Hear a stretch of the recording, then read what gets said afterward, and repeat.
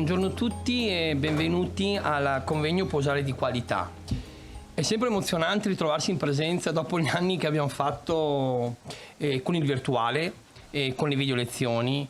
E di fatto per anni non abbiamo avuto l'occasione di vederci, di confrontarci. Quest'oggi Confartigianato Imprese del Veneto ha deciso di ripartire con un importante convegno in presenza dove ci si vuole confrontare e ci vogliamo anche aggiornare su quello che è una normativa che ha qualche anno, la 11.673, che riguarda la posa di qualità, ma che ahimè, come sempre capita quando si tratta di normative, presenta sempre delle difficoltà di interpretazione, di verifica, di comprensione. Il presidente Mazzariol, che è alla mia sinistra, è molto sensibile a questa dinamica, ha voluto fortemente questo convegno per porre un momento di confronto, non tanto per dire la parola fine, perché sappiamo che la normativa cambia anche con il cambiare della tecnica costruttiva, ma per porre in un momento nel quale si voglia dire anche la nostra su questa norma. Io sono Mario Xausa, sono il funzionario regionale di Confartigianato del Veneto della Federazione Legno e la seguo da circa un anno e questa è la terza volta che in occasioni diverse abbiamo avuto modo di confrontarci su dinamiche diverse.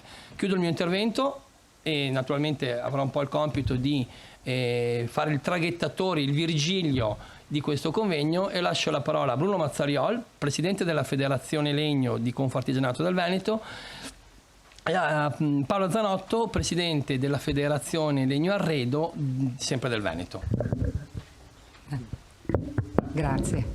Allora, io per un saluto, visto che siamo a Romano de Zelino e facciamo parte del mandamento di Bassano del Grappa, vi porto i saluti di Sandro Venzo, del Presidente, e anche i saluti di Giancarlo Gigli, che oggi è il nostro Presidente del sistema di Confartigianato Vicenza, che per problemi personali non è potuto essere presente oggi.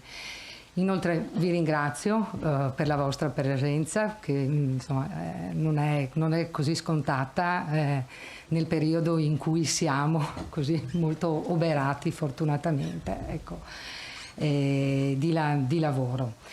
Queste tematiche che andiamo, dopo volevo anche, scusate, ringraziare l'AGB nella persona della signora Alban Giacomo, che ha accolto la nostra richiesta di poter fare questo convegno all'interno della loro sede. Ringrazio tutti i relatori che sono presenti oggi e tutta la struttura di Confartigianato Veneto e di Confartigianato Vicenza per la mole di lavoro che hanno svolto, perché non sembra, ma non è facile sempre gestire e organizzare il tutto. Insomma, ci siamo riusciti, vero? Ecco. Ritengo soltanto solo per dirvi che sia importante che questi momenti di aggiornamento devono essere continui, perché ce lo richiede il mercato. E sulle tematiche io non mi dilungo, lascio poi la parola a Bruno, insomma, perché io sono presidente dell'Arredo e lui del Serramento, ed è tutta materia che ti riguarda, Bruno, e te la lascio. Però insomma, ecco, io continuo a ribadire che seguire gli aggiornamenti per quanto riguarda le norme e anche le leggi è molto importante, per quando ci rapportiamo con i clienti, ma anche quando dobbiamo chiudere le trattative. Questo dà un valore aggiunto, e inoltre quando dobbiamo anche rispondere alle richieste dei tecnici che abbiamo sempre, con cui dobbiamo collaborare e lavorare ogni giorno. E in particolar modo poi è un mio punto fisso quello che riguarda la filiera corta, da quanto sono all'interno di Confartigianato. Io ribadisco sempre che dobbiamo collaborare con la categoria legno, serramenti e arredo, ma soprattutto sulle prime lavorazioni, io lo ribadisco sempre, non dobbiamo assolutamente mollare, ma dobbiamo raggiungere la consapevolezza per valorizzarla e anche per preservarla, perché mai come ora dobbiamo riuscire ad utilizzarla, perché creiamo i nostri manufatti, ma anche perché poi questo ci permette anche di preservarla ed essere a questo punto più competitivi. Vi saluto, vi auguro buon lavoro e lascio la parola al Presidente regionale Bruno Mazzariola. Grazie, un saluto particolare a tutti e ringrazio in primis il Presidente regionale Roberto Boschetto e il Segretario Tiziana Petenuzzo, i quali si sono resi disponibili perché potessimo affrontare questo tipo di incontro. Ringrazio della presenza tutti coloro che hanno ritenuto necessaria la possibilità di avere dei chiarimenti in merito all'argomento posare con qualità, perché posto in modo confusionario, anche perché fino adesso ci sono stati 10 cambiamenti, c'è stato un caos proprio nel vero senso della parola, perché è stata già posta all'inizio male e questa posa poi, dovuta forse anche a qualche problema politico, ha creato solo confusione anziché chiarire il sistema con cui si doveva rapportarsi. Ringrazio la disponibilità dei relatori e la caparbietà e la tenacia del funzionario Mario Xausa.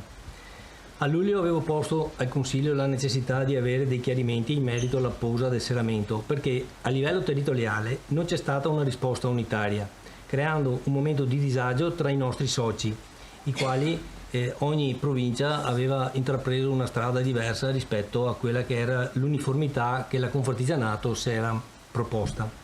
Per questo motivo ho ritenuto di affrontare la tematica con professionisti del settore che daranno un'informazione necessaria al proseguo delle nostre attività e al superamento delle difficoltà. Con Samuele Broglio, normatore nazionale ed europeo, ci aspettiamo dei suggerimenti per evitare contestazioni postume ai lavori finiti. Con Alessandro Cibin la necessità di porre i tagliandi di certificazione sugli infissi e la presentazione delle novità della struttura. Con la Claudia Scazzanella ci porterà a parlare del portale del legno di nuova formazione con l'accordo di foresta e della filiera corta. Paolo Barbieri ci illustrerà la convenzione fatta tra la Confartigianato e la Wurt. A conclusione posso affermare che il legno vive insieme a noi. È un materiale che le nuove generazioni utilizzeranno nel prossimo futuro, evitando gli errori del passato, perché il legno non si butta ma si rinnova. Grazie.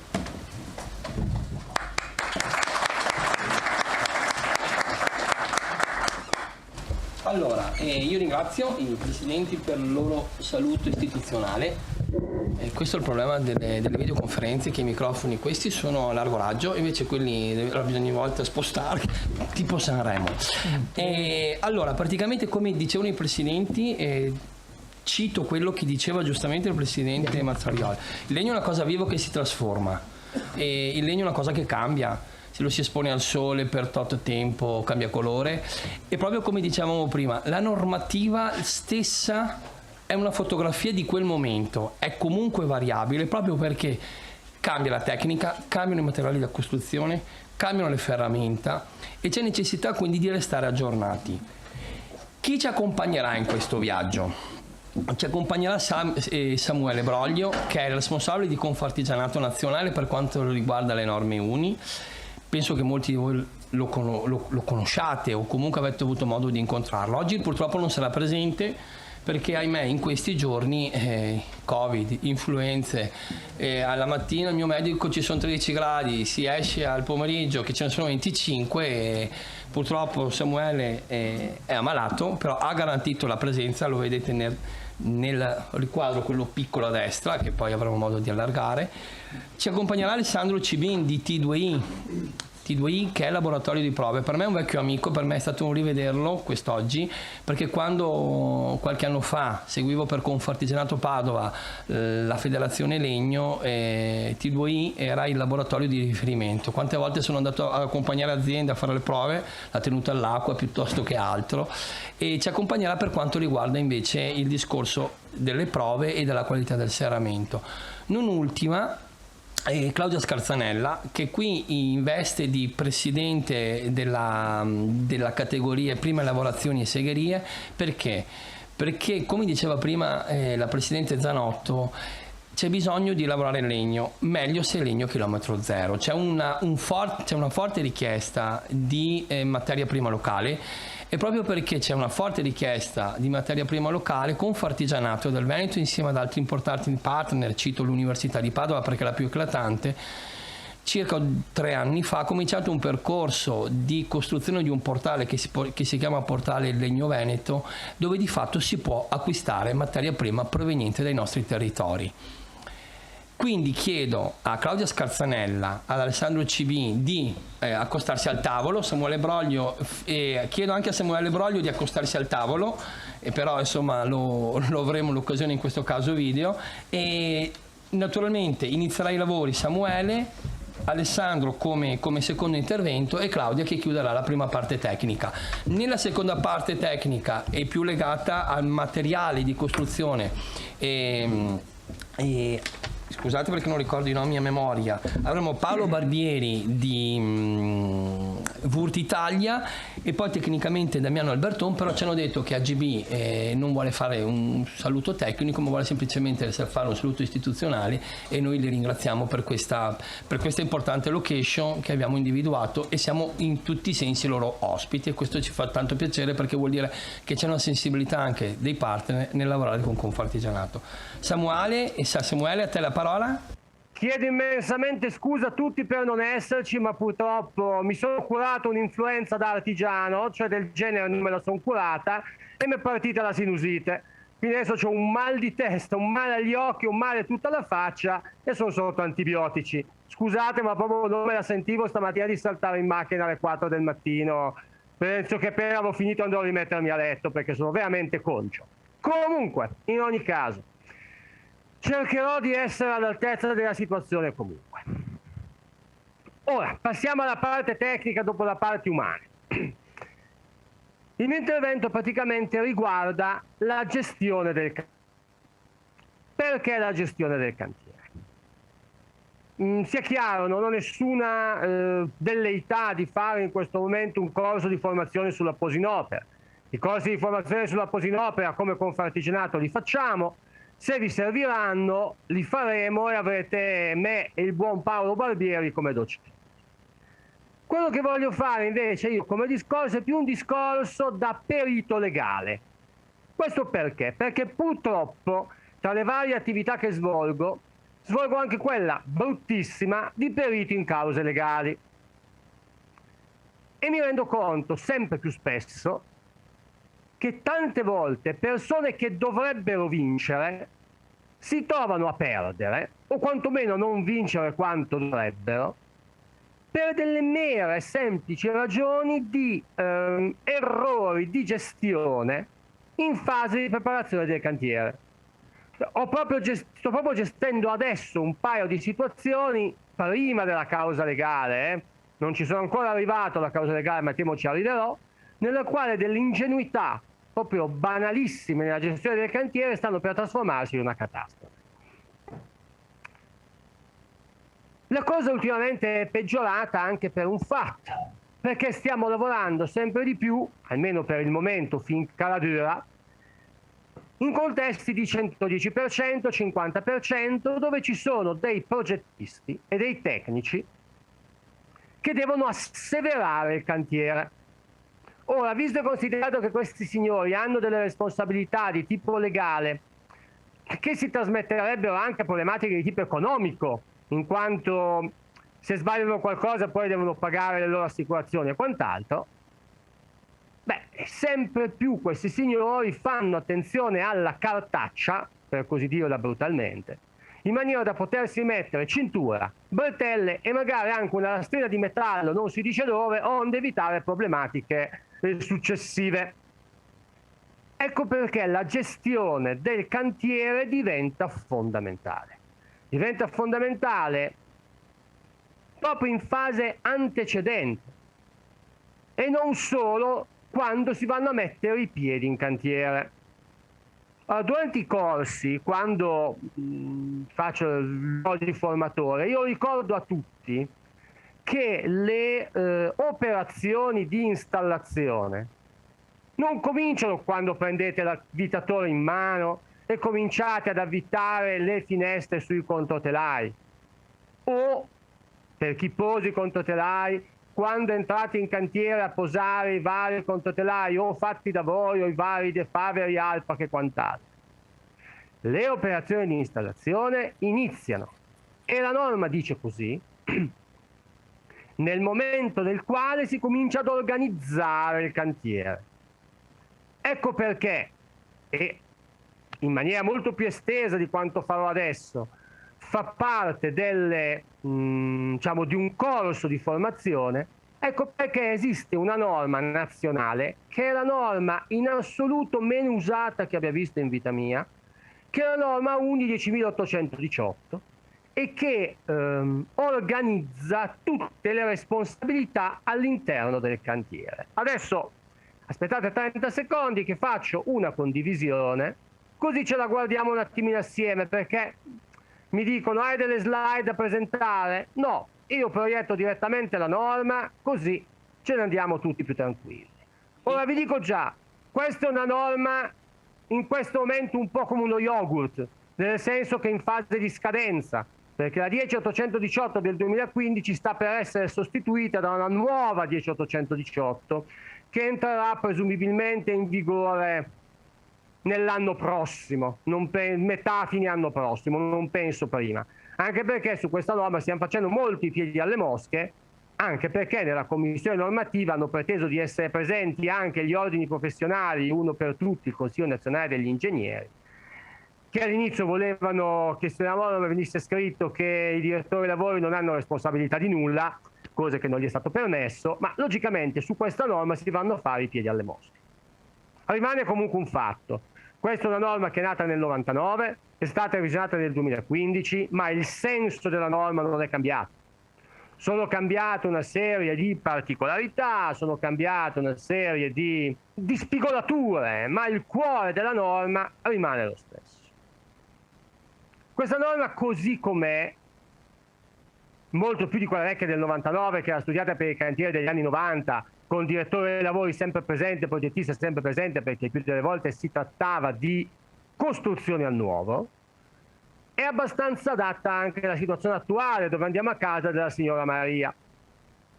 Comunque teniamo presente una cosa che conferma ciò che ho detto prima. Tra gli operatori coinvolti nella posinopera ci sono il progettista e il direttore dei lavori. Il fatto che sia presente il progettista vuol dire che la posinopera comincia da quando il progettista ha cominciato a fare il progetto. Poi c'è il fabbricante dei serramenti, distributori, mandatari, installatori e quant'altro. Ripeto, questa non è una disamina della norma, è usare la norma per spiegarvi le cose.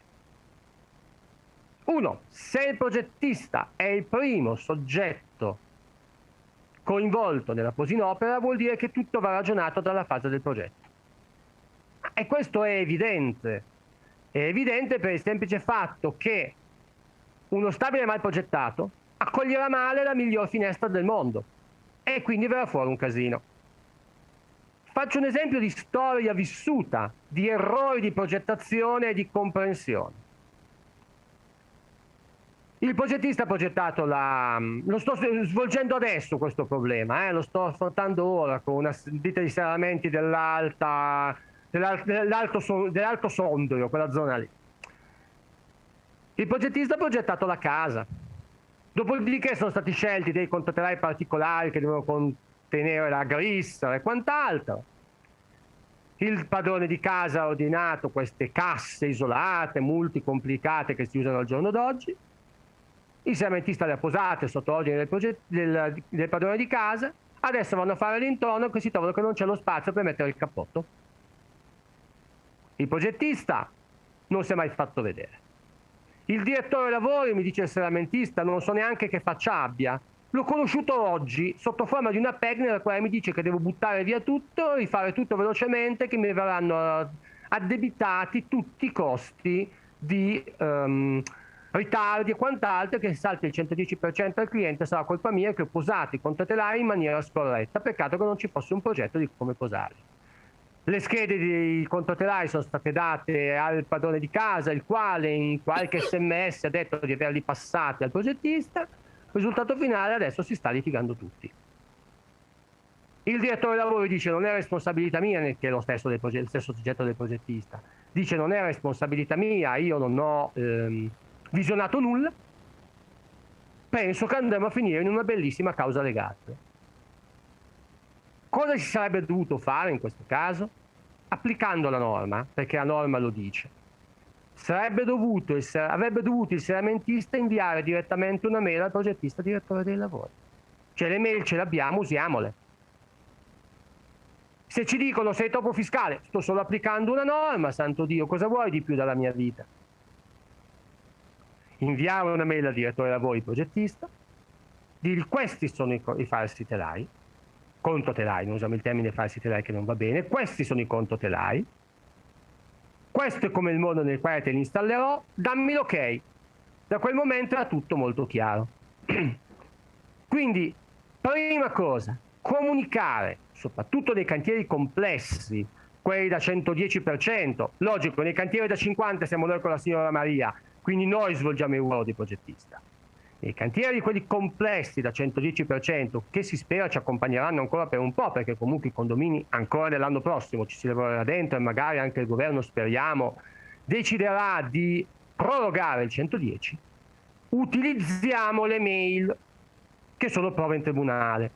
Tutti i disegni tecnici, tutte le nostre sezioni caratteristiche, tutto quanto va inviato per mail al progettista, al direttore lavori per condivisione. E non si va avanti se non c'è nessuna condivisione, perché poi il progettista e il direttore lavori dopo vi accuseranno di non averla ricercata questa condivisione e di aver agito negligentemente e superficialmente di testa vostra senza avere le necessarie condivisioni con chi di dovere. Quindi punto primo, comunicare in maniera tracciabile. Ribadisco, è solo applicare la norma, non è voler fare i pignolissimi. Secondo, sempre per comunicazione, se installate voi i controtelai non c'è necessità di comunicare alcunché. Se fate installare i controtelai al muratore è necessario che sia chiaro che voi avete dato delle istruzioni di posa. Secondo esempio di vita vissuta, villa vicino a Milano, il serramentista produce i suoi controtelai in legno, perché secondo il progetto si deve inserire il controtelaio in legno nella struttura in polistirene della casa. Il serramentista molto correttamente li dà con tanto di bandelle, le classiche guaine interne ed esterne. Il muratore posa i controtelai, intonaca tutto, si va a montare i serramenti. Il padrone di casa pianta una grana mostruosa, che si sentono i rumori, che si sente qui, che si sente là. Facciamo una prova acustica, una prova di blower, classico blower door test. Chi di voi non l'ha mai fatto magari ve lo spiegherò se fate il corso di posa. Viene fuori chiaramente che c'è un passaggio, va bene dal giunto secondario perché è stato messo un nastro un po' troppo sottile, non è stata riempita tutta la camera, ma viene fuori chiaramente che passa un bordello di roba dal giunto primario. E questo perché? Perché il muratore ha fatto il classico lavoro da muratore. Se ne è fregato delle bandelle, le ho poi trovate io le bandelle perché non si sapeva dove erano, nella discarica di cantiere tutte buttate nel mucchio, tanto queste robe mi davano fastidio. Ha messo con un po' di schiuma messa alla belle meglio e poi ha chiuso il tutto col cemento. Cosa ne è nato da questo casino? Una litigata mostruosa, con oltretutto il CTU anche chiamato a precisazioni, perché il discorso è stato, da un lato il serramentista che dice ma io gli ho dati i controtelai con tutti i componenti, ho spiegato tutto quello che dovevo spiegare. Dall'altra parte il direttore lavori, chiamato anche lui in responsabilità, e il costruttore dicono ma a me nessuno mi ha spiegato niente e io li ho posati come li ho sempre posati. Ci abbiamo messo 3 mesi a venire fuori da questa grana. Se ci fosse stata una mail con un disegnino di come posare i controtelai, ci mettevamo non 3 mesi, 3 minuti, perché al terzo minuto si tirava fuori la mail e si diceva se sai leggere leggi, se non sai leggere ti fai spiegare, sottointeso pirla. Ecco di nuovo un'altra problematica di gestione cantiere. In questo caso noi siamo usciti bene, perché il CTU ha ammesso che il direttore lavori se non sapeva doveva svilupparsi e informarsi, il costruttore edile se non sapeva doveva svilupparsi e informarsi, perché si sono presi un compito e quindi dovevano esserne all'altezza. In questo si è usata anche quello che c'è scritto nella norma di posa in opera 11673 parte seconda, dove si dice che bisogna prendere e dare seguito solo a interventi che si possono portare a termine. Si è ribaltata questa responsabilità sul costruttore edile e direttore lavori e quindi li abbiamo messi sulla graticola. ma cara grazia che avevamo un CTU molto sveglio e molto avanti. Avessimo avuto un CTU un pochettino più zuccone, sarebbe stata decisamente dura. Ecco un altro problema di mancata gestione cantiere. In questo caso ho risolto bene, ma poteva anche risolversi male. E questa è la gestione preliminare, quindi consegna di tutte le sezioni, consegna di tutti i disegni possibili, di tutte le documentazioni mediante sistema tracciabile, ossia mail, nella quale si possa dimostrare che ciò è stato consegnato. Se consegnate le cose in cartaceo a mano, fate controfirmare qualcosa, una basta di consegna, un verbalino di consegna, qualcosa. Ricordatevi sempre che bisogna pararsi, perché poi, visto che qua si sta parlando di soldi, vi voleranno tutti addosso. Quindi gestione preliminare. Gestione in corso d'opera. Voi arrivate in cantiere. Il primo lavoro che deve fare il posatore è quello di controllare se la struttura muraria è idonea per accogliere il serramento. Io ho adesso in piedi un'altra causa, oltretutto non troppo lontano da voi, dove il serramentista ha montato i serramenti senza controllare il fatto che il muratore avesse fatto correttamente tutta la sigillatura del suo piano di tenuta degli agenti atmosferici della casa. Il problema è che il muratore cosa aveva fatto? Ha addossato male i davanzali uno con l'altro e all'interno della L del falso telaio, del controtelaio, visto che c'è la zanzariera, ha lasciato un buco proprio sotto dove andava la zanzariera e l'ha chiuso con un po' di boiacca. Il serramentista ha posato, l'acqua si è messa a passare dalle zanzariere, passa dalle zanzariere, va dietro, tocca la boiacca, colla nell'intercapedine tra un davanzale e l'altro ed entra da sotto il davanzale facendo scoppiare gli intonaci. Siamo in litigata, ma come io dico, non è colpa del mio serramentista che si è trovato una struttura muraria fatta con il piede sinistro, perché col piede destro si lavorerebbe meglio. Il perito di controparte, che non è scemo, dice: certo, Ciccio, ma il tuo doveva controllare prima di mettersi a posare, e se non andava niente bene doveva fermarsi, quindi è corresponsabile.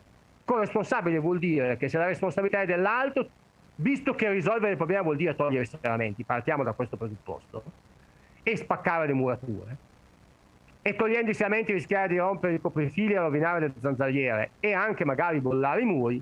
Se la responsabilità è tutta del costruttore edile e del direttore lavori, uno fa un preventivo per rimuovere i serramenti. Se la responsabilità invece è condivisa, uno va a rimuovere i serramenti gratis e se fa qualche danno paga pure. Capirete anche voi che la differenza è notevole. Quindi primo lavoro da fare quando si entra in cantiere: controllare, controllare, controllare, controllare. E se qualcosa non va, scrivere, scrivere, scrivere. Scrivere.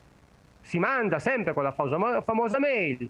Io sto parlando logicamente dei cantieri con direttore lavori, ma anche in quelli con la signora Maria. Si scrive alla signora Maria: sono arrivato in cantiere e ho trovato la seguente problematica, che non mi permette di lavorare bene. Cacchio faccio? A questa prima scrittura deve seguire una seconda scrittura. Il mettere in chiaro il cacchio faccio. Faccio esempio sempre di vita vissuta. Albergo che doveva aprire a tutti i costi. Il serramentista arriva per posare i serramenti e trova un disastro a livello di davanzali, la certezza che alle prime piogge serie entra l'acqua. Ma la stagione sta per partire. L'albergatore non può aspettare. Vai avanti lo stesso. Detto come? A voce. Quando in primavera sono arrivate le piogge, vieni qua, brutto bastardo che non mi hai messo bene i serramenti, è venuto fuori una litigata di proporzioni colossali su chi doveva prendersi il danno di rimuovere i serramenti. Questo è, potevi fermarti prima. Ricordatevi che le parole se ne vanno, gli scritti restano. Visto che voi dovete dormire tranquilli, che si fa? Si fa un verbalino. Semplicissimo, si imposta sul computer. Oggi in data XYZ si sono incontrati i cantieri signori, bam bam bam bam bam, Pinco Pallo serramentista, Pallino direttore lavori, eccetera eccetera, padrone di casa, si è riscontrata la seguente problematica, si è deciso la seguente soluzione, firmato da tutti. Basta, si è risolto il problema. Quindi gestione in fase di preliminare, mentre si va, prima di posare si va a vedere se ci sono puttanate, e se le puttanate ci sono non si posa e si scrive. Gestione finale, signori, quando fate la consegna dovete farvi fare un verbalino di avvenuta consegna, perché sennò poi se vi ammaccano qualcosa dopo che è stata consegnata la roba in mano al cliente, la colpa è vostra. Invece un piccolo verbalino nel quale si scrive: in data tot terminano i lavori, i serramenti a esame visivo sono tutti correttamente sistemati, non vi sono danni, ammaccature, rotture, sfondamenti. Certo non vi proteggerà dal fatto che entri l'acqua, quello è un vizio occulto, ma dal fatto che parte un banchero di mattoni al 10° piano, che cacchio, magari vi salva se poi quello distruggete. Altra cosa molto importante, se voi avete qualche problematica e dovete sospendere la posa perché vedete che nel durante qualcosa non va, tipo gli ancoraggi a muro non tengono come si deve, dobbiamo decidere. Voi dovete fare a tutti i costi una mail nella quale dite che il direttore dei lavori, il conduttore dello stabile sono responsabili di mettere in sicurezza il prodotto per non permettere a nessuno di avvicinarsi e che nessuno utilizzi detto prodotto.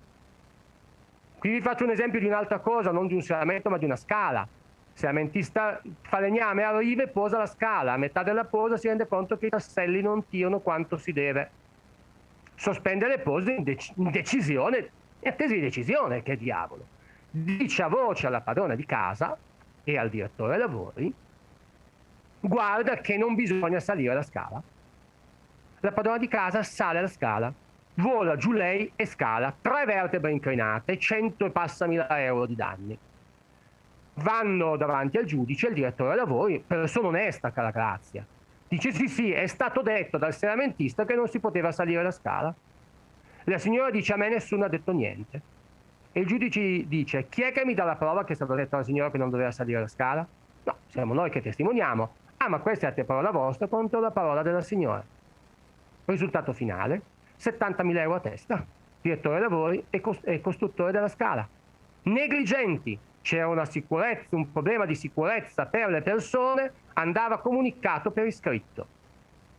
All'inizio il giudice e il CTU avevano detto che bisognava anche rimuovere la scala, poi si è dimostrato che non si poteva rimuovere, ma comunque andava formalizzata la condizione di pericolo. Io vi dico, 2 anni fa siamo andati in affiancamento e in installazione di un pezzo speciale che abbiamo prodotto noi, un'altra falegnameria, stiamo parlando di un serramento da 2 metri, da 14 metri di lunghezza per 4 di altezza, 4 ante da 1 tonnellata e passa.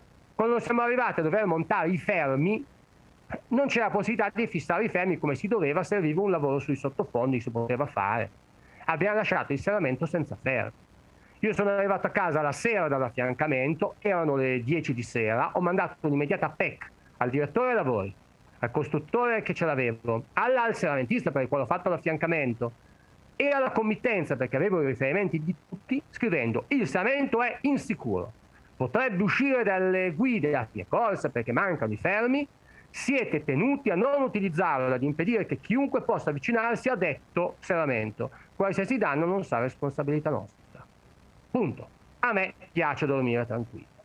Quindi ricordatevi, se lasciate delle cose in sospeso perché ci sono problematiche soprattutto di sicurezza, scrivete. Ultima cosa. Gente, io vedo che ancora qualcuno non consegna la marcatura CE.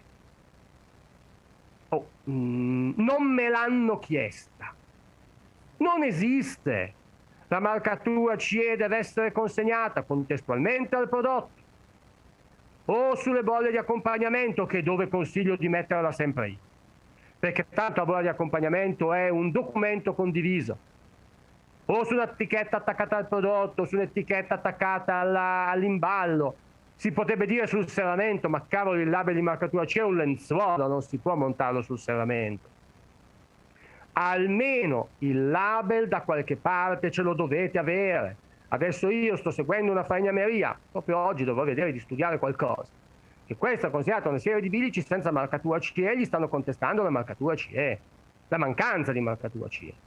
E consegnate la marcatura CE nel format giusto, quindi dichiarazione di prestazione, fatta come dal regolamento 574 del 2014, c'è Alessandro Cibini in sala e sa benissimo spiegarvela, anche perché abbiamo già tenuto molti corsi assieme e concordiamo entrambi su come deve essere questo label. E il label, quello dell'allegato ZA della norma, perché a me in Val di Susa è capitato che un seramentista ha consegnato non la DOP, non la targhetta CE, ma ha consegnato le prove di laboratorio. Il costruttore edile, stronzo, ha contestato, ha chiesto di non pagare il prodotto in quanto non conforme, è venuto fuori un bel cinema. Alla fine è venuto fuori che il seramentista poteva redigere il label in ritardo, articolo 59 del regolamento, perché aveva dimostrato di avere tutte le cose a posto, avere le prove, avere il controllo di produzione e tutto. Ma il giudice ha sentenziato una cosa, che doveva pagare un 10% di penale perché aveva consegnato la documentazione non corretta al momento dovuto, e solo quella corretta l'aveva consegnata solo a fronte di sollecitazione. Questo faceva parte del contratto. Bene, questo signore, per consegnare le prove di laboratorio al posto della marcatura CE corretta, ci ha rimesso 4.500 euro. Poi lui era già contento perché su 45.000 aveva presi 40.500 più interessi, più rivalutazioni, più spese legali, gli è andata ancora bene. Ma io dico 4.500 euro rimessi soltanto per consegnare il foglietto di carta sbagliata, cazzo, è tanta roba. Quindi, ricapitolando alla fine di questo mio racconcione, scrivere, scrivere, scrivere, scrivere, e scrivere con traccia. Scrivere quali sono le vostre sezioni, cosa consegnate al cliente, scrivere quali sono le modalità di posa, quali sono i materiali che voi date con tutte le sezioni tecniche. Scrivere se qualcosa non va in cantiere prima di posare, scrivere quali sono state le decisioni prese nel durante, e comunque scrivere qualunque avvertenza di sicurezza che possa essere necessaria lungo le operazioni di posa. E con questo io avrei finito e penso aver parlato i 25 minuti che mi sono stati dati di legge.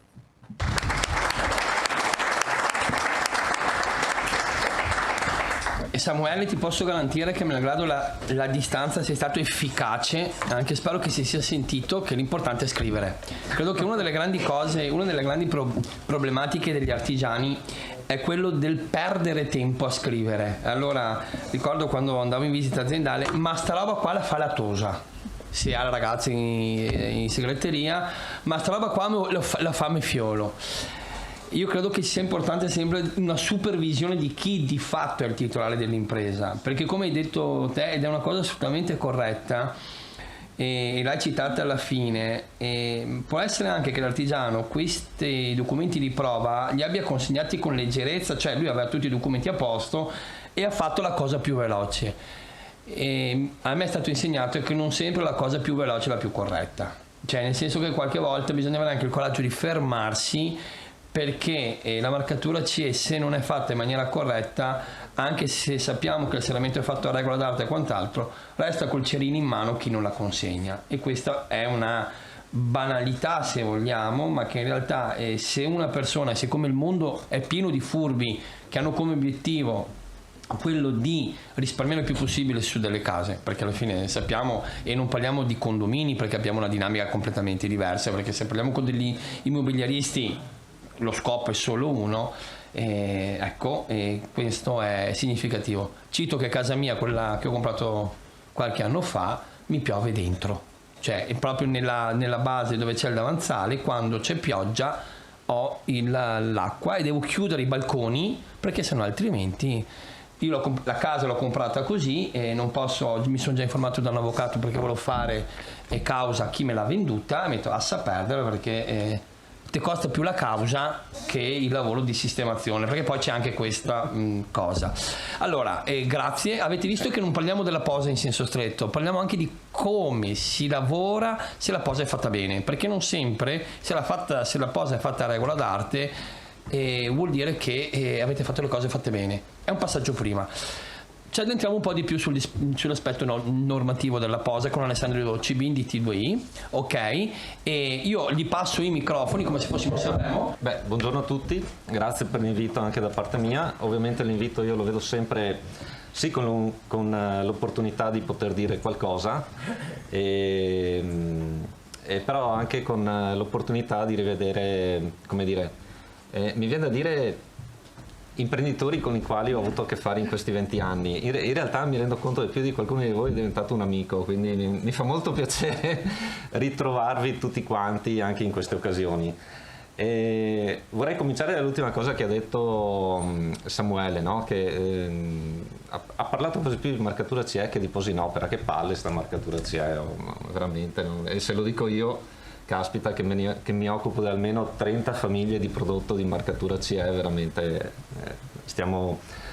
speravo di arrivare in fondo a certi discorsi, ecco, però li riprendiamo sicuramente. In realtà oggi mi hanno chiesto di parlare un po' anche di un aggiornamento un po' normativo, no? Io non ho preparato slide perché ritengo che francamente mostrare slide, Samuele doveva farlo per mostrarvi anche fisicamente che ci sono delle norme e che molte volte fanno capo delle leggi, perché non so se avete seguito per bene, ma parliamo di norma e di legge. La norma è la classica norma UNI, ripetiamolo sempre per bene, che di sua natura ha un carattere volontario. La legge è cogente, è obbligatoria, quindi bisogna sempre distinguere un po' queste cose, no? E nel corso io ho deciso di non scendere più di 20 anni fa, un po' con un piccolo excursus. Nel corso del tempo queste due cose sono sempre andate un po' insieme, perché abbiamo parlato di norme uni, abbiamo parlato di leggi, abbiamo parlato di norme uni, abbiamo parlato di decreti, abbiamo parlato di norme EN. Io tra l'altro come lavoro che faccio non parliamo più di norme uni, perché ce l'hanno addirittura vietato, perché la quasi totalità delle norme tecniche del vostro settore sono comunque europee. Quindi anche gli accreditamenti e i riconoscimenti che abbiamo noi non sono più sulle normative nazionali, perché l'UNI la maggior parte del lavoro che fa recepisce norme europee, quindi parliamo sempre di norme EN, e EN sta per Euronorma. E quindi le leggi anche del nostro Stato generalmente recepiscono risoluzioni direttive europee. Noi parliamo di legge dello Stato questa, ma legge dello Stato, se voi andate a vedere un po' nell'inizio di una legge, di un decreto, trovate sempre il riferimento della cosa europea. Quindi per dire siamo all'interno dell'Unione Europea e ovviamente queste cose qui devono essere considerate. Se faccio quindi un po' un breve excursus che poi sfocia comunque un po' sulla posare qualità, direi di non scendere sotto gli anni 90, perché insomma siamo tutti più giovani noi degli anni 90, e direi che uno dei primi connubi fra legge, decreto e normativa è stato il decreto, guarda caso, 2 aprile del 98, quello entrato in vigore a maggio del 2000, se ricordo un po' a memoria, che era quello sulla certificazione energetica dei componenti degli edifici. Con quello lì per voi seramentisti in questo caso, perché ieri affrontavo i parchettisti, l'altro giorno quelli dei pannelli a base legno, i pannelli, sapete, quelli che mettono anche per circondare i cantieri, quelli in USB, no? Ecco. Per voi seramentisti quello lì ha portato l'obbligo, era un po' strano, lo ammetto, però ha portato l'obbligo di dire: se nella trattazione tu dici quanto buono è il tuo seramento, devi dire quanto, non devi dire è un buon seramento. Devi dire ha la permeabilità all'aria 3, ha la trasmittanza termica 1,8, ha la tenuta all'acqua, questo e via dicendo. Era un primo tentativo, e vi ripeto, io non scendo perché potrei scendere con la vecchia legge 10, la vecchia legge 373, se vi ricordate, era quella con i primi rimborsi che davano se mettevi i primi vetrocamera dentro al seramento di spessore 54 o 56, vero Bruno, se vi ricordo bene. E quindi potrei scendere ancora, ma entriamo da lì. E praticamente questa qui ti diceva: bene, tu parli del tuo seramento con un cliente, devi dire obbligatoriamente la classe di permeabilità all'aria e trasmittanza termica. Devi dare anche la caratteristica del vetro, ma quella ve la dava praticamente il vetraio con una scheda tecnica del vetrocamera, e quindi dovevi dare queste cose qui. Da lì sono cominciate svariate cose ed era però uno dei primi esempi veramente calzanti fra obbligo dello Stato e normativa tecnica. Perché? Perché l'obbligo dello Stato ti dice cosa fare, ma generalmente l'obbligo dello Stato non ti dice come misurare una prestazione, te lo dicono sempre le norme di settore, perché le norme di settore chi le fa generalmente non sono solo i testoni come Samuele, sono anche generalmente gli imprenditori, perché ci sono le associazioni che raggruppano gli imprenditori di categoria. Quindi permeabilità all'aria e trasmittanza termica. Se vado avanti senza soffermarmi sui dettagli tecnici veramente, e si è arrivati direttamente fra il 2000 e il 2010 ai primi esempi di marcatura CE che vi sono state vicine, perché è entrata la marcatura CE del vetrocamera, è entrata la marcatura CE del serramento, ma è entrata la marcatura CE delle facciate continue, è entrata la marcatura CE delle porte industriali, commerciali e da garage, i basculanti. Quante riunioni abbiamo fatto a Padova, mi ricordo, ma come faccio? Basculante non tiene niente all'acqua, ma non c'è l'obbligo di dare l'acqua, il basculante non tiene l'acqua, quindi dovevamo spiegare un po' i dettagli di cosa stava nascendo, no? E quindi sono entrate le prime marcature CE. Le prime marcature CE, nel vostro caso, vi ricordo, è stato l'unico caso, l'unico prodotto che ha avuto 3 anni di volontarietà, perché sapevamo che eravate tanti e sapevamo che avevate parecchie cose da fare. Mi viene da dire per mettervi in regola, no? In realtà è giusto mettersi in regola, però le cose eravate soprattutto tanti, questo era un po' il problema. Noi istituti siamo entrati un po' in difficoltà. Con la marcatura CE sono state scoperte tantissime prestazioni, perché in quegli anni oltre alla permeabilità all'aria, alla trasmittanza termica, alla tenuta all'acqua, alla resistenza al carico del vento, a qualche prova meccanica, è uscito, lì siete stati un po' sfortunati, devo dire, è entrato a regime, così mi viene da dire, sì, una legge di fine anni 90 che era quella sui requisiti acustici passivi degli edifici. Se vi ricordate era quella che diceva dimmi quanto isola il tuo serramento, e c'era il classico errore, era un errore, del famoso 40 decibel, tutti i serramenti devono avere 40 decibel, era un errore perché i 40 decibel erano della facciata, lo sappiamo benissimo, quindi quella era la legge dello Stato che diceva in facciata io voglio 40 decibel, purtroppo qualche signore che ha segnalato anche Samuele, cioè qualche impresario, qualche progettista, non leggendo bene le cose, io mi ricordo telefonate dagli ordini professionali in quel periodo su questi argomenti, chiedevano i 40 decibel a voi, sicuri che avendo 40 decibel di finestra, avendo 40 decibel di muro, venivano fuori i 40 decibel di facciata, che era sbagliato, perché ovviamente ci sono stati casi anche lì purtroppo legali.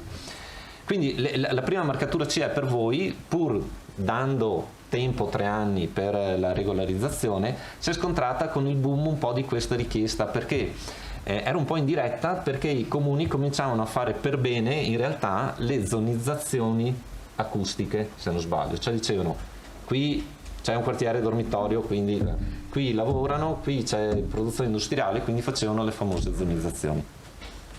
Se vado un po' più avanti, poi arrivo alla cosa, negli stessi anni fino al 2015 in questo caso sono uscite per voi ulteriori decreti che sono stati quelli della certificazione energetica vera e propria degli edifici, non dei componenti, cioè le famose zone climatiche che già esistevano ma sono state associate ovviamente a valori termici ben precisi dei componenti. Tu vai in zona F hai 1.1, vai in zona E hai l'1.4, adesso non me li ricordo più neanche io perché sono cambiati un po' negli anni, 1.4, zona C, D, B fino a alta montagna ovviamente, dall'alta montagna fino al mare, e noi siamo un paese messo in verticale, quindi ovviamente da Bolzano a Catania cambiano le cose, e sono stati associati degli obblighi per la nuova costruzione, degli obblighi per la ristrutturazione e via dicendo, fino ad arrivare un po' ai giorni nostri, voi sapete con un'unica parola ormai che cosa si intende, che è il mitico 110, siamo arrivati ai giorni nostri con ovviamente valori di, in questo caso, trasmittanza termica ancora più bassi, perché si deve arrivare al famoso 1.3 in zona E, quella che credo per la maggior parte di voi è, come dire, obbligatoria, se non zona F, perché qui insomma fra Pedemontana, Montana e via dicendo, zona F, il famoso 1.0, quello lì è da raggiungere, con alcune problematiche che cercherò di affrontare velocemente. Ma qui faccio un primo stop. Perché? Perché me ne rendevo conto ieri, quando così pensavo un po' a quello che si poteva dire oggi, perché ci sono stati due fili conduttori in questi, diciamo, 20 anni, no? E i fili conduttori sono stati che per tutto quello che è stato richiesto, alla fine della fiera, non è che una volta è stato chiesto trasmittanza, una volta permeabilità, una volta acqua, una volta acustica, una volta meccaniche e via dicendo, ma se penso dal primo decreto del 2 aprile 98 fino a ieri, cioè i certificati che bisogna dare poi, adesso ho perso, scusate, ma ho perso anch'io il filo, se vanno all'Enea, se vanno al perito termotecnico, c'è sempre stata la trasmittanza termica, punto. E se devo dire dal 2010 in su più o meno, i valori sono quelli, cioè adesso c'è bisogno di arrivare all'1.3, ma nel 2010, volendo, tantissimi serramenti arrivavano già all'1.3, senza nessun problema. Dal decreto del 2 aprile 98 che c'era la permeabilità all'aria, ma viva Dio, una volta che vieni in laboratorio la permeabilità all'aria la fai tuttora, perché è la prima prova che fai, aria, acqua, vento. Quindi non è stato chiesto qualcosa di nuovo. Le caratteristiche del vetro, come si davano nella scheda tecnica nel 98, nel 2000, entrata in vigore 2000, le diamo adesso, perché vi arriva la scheda tecnica del vetraio. Chi ha fatto un po' di più, chi ha fatto un po' di meno, aria, acqua, vento, termica, caratteristiche del vetro e qualche prova meccanica, una prova per la quale io ancora un po' ce l'ho qua, quella della ribalta, quella mi fa ancora arrabbiare, perché dov'è la GB qua? Se mi dichiara 110 kg su una ribalta, perché devo appenderne 35? Cioè, vabbè, però non dico niente. Queste cose qui sono state un filo conduttore, cioè non abbiamo variato più di tanto, quelle sono state nel mondo del saneamento. Qualcuno ha fatto l'acustica in particolari esigenze, ma c'è stato il secondo filo conduttore di questo excursus normativo, che è stata una cosa che invece non abbiamo sollevato, ma non voglio discolparmi, non abbiamo sollevato noi istituti. E qui racconto un po' com'è andata. Quando abbiamo cominciato a fare prove con una determinata frequenza, anche con la collaborazione delle associazioni e via dicendo, tu venivi, portavi il serramento il giorno prima, noi lo preparavamo, tu arrivavi alle 8:30 del giorno dopo, cominciavi aria, acqua e vento. Siccome per la maggior parte di voi è stata la prima volta, no? Che mettevano piede in fin dei conti in un laboratorio, perché io non si scorda mai. E non si scorda mai, no? E praticamente c'era qualcuno che finché non ce n'eravamo noi, magari era stato giù al Giordano, addirittura era andato nel mitico Rosenheim, quello su in Germania, no? E io me li ricordo e mi dicevano, guarda, io sono stato a Rosenheim, sono tedeschi, lo so che sono tedeschi. Quindi, e praticamente tu fai la prova di permeabilità, l'aria è la prima, sai, mettavamo anche il fumo dentro per vedere le perdite, silenzio, perché insomma bisognava stare attenti dove erano le perdite, noi a tranquillizzare, guarda, ma anche se perdi un po', cioè, è un sistema che apre e che chiude, non serve che sia ermetico, guarda, è andata bene alla classe massima, primo rilassamento. Poi cominci l'acqua, adesso vi voglio un mondo di bene perché io sono cresciuto con voi, però vi posso garantire che qualcuno di voi era così davanti al serramento che guardava se entrava la goccia d'acqua. Io lo dico anche un po', è sabato mattina, quindi siamo tutti un po' più rilassati, però veramente era così. E poi quando cominciava, ha superato i primi 15 minuti, è classificabile. guarda, hai un'altra classe, e tutti ci rilassavamo un po' di più, però ovviamente finestra e porta, potrei raccontarne. Durante il vento c'è una parte che si sta attenti, perché è bello sapere quanto flette, però poi ci sono, se vi ricordate, ci sono i cicli, no? Si arrangia la macchina, lì ti permetteva di beviamo un caffè insieme, facciamo 2 chiacchiere, conosciamoci e via dicendo, poi e via. Durante questo momento io potrei fare un libro su questo. Potremmo fare un libro su 20 anni di prove. Esatto, 20 anni di prove. Succedeva che dal 2000, da quando abbiamo cominciato, fino all'altro giorno, che non l'altro giorno ma 2 o 3 anni fa, prima che cominciassero le prove, le norme sulla posinopera, CB, perché nessuno sapeva perché poi un architetto dirige un laboratorio, mi varie copà, quindi no, io sono CBIN, ecco. Durante quei 20 minuti là che bevevi il caffè, noi possiamo fare tutte le prove che vogliamo, ma se poi posiamo male il serramento, cosa vuoi? Cioè, già dal 2000, io questa cosa me la ricordo come fosse ieri, cioè noi facciamo un bellissimo prodotto, però poi i cantieri, ho capito? Allora cerchiamo di, all'epoca non potevamo fare molto, perché lo scopo era quello di portarvi comunque a dare le prestazioni del serramento, e come dire, era quello di guardate che sta arrivando la marcatura CE, intanto ti dico già come si fa, poi quando arriva la fai.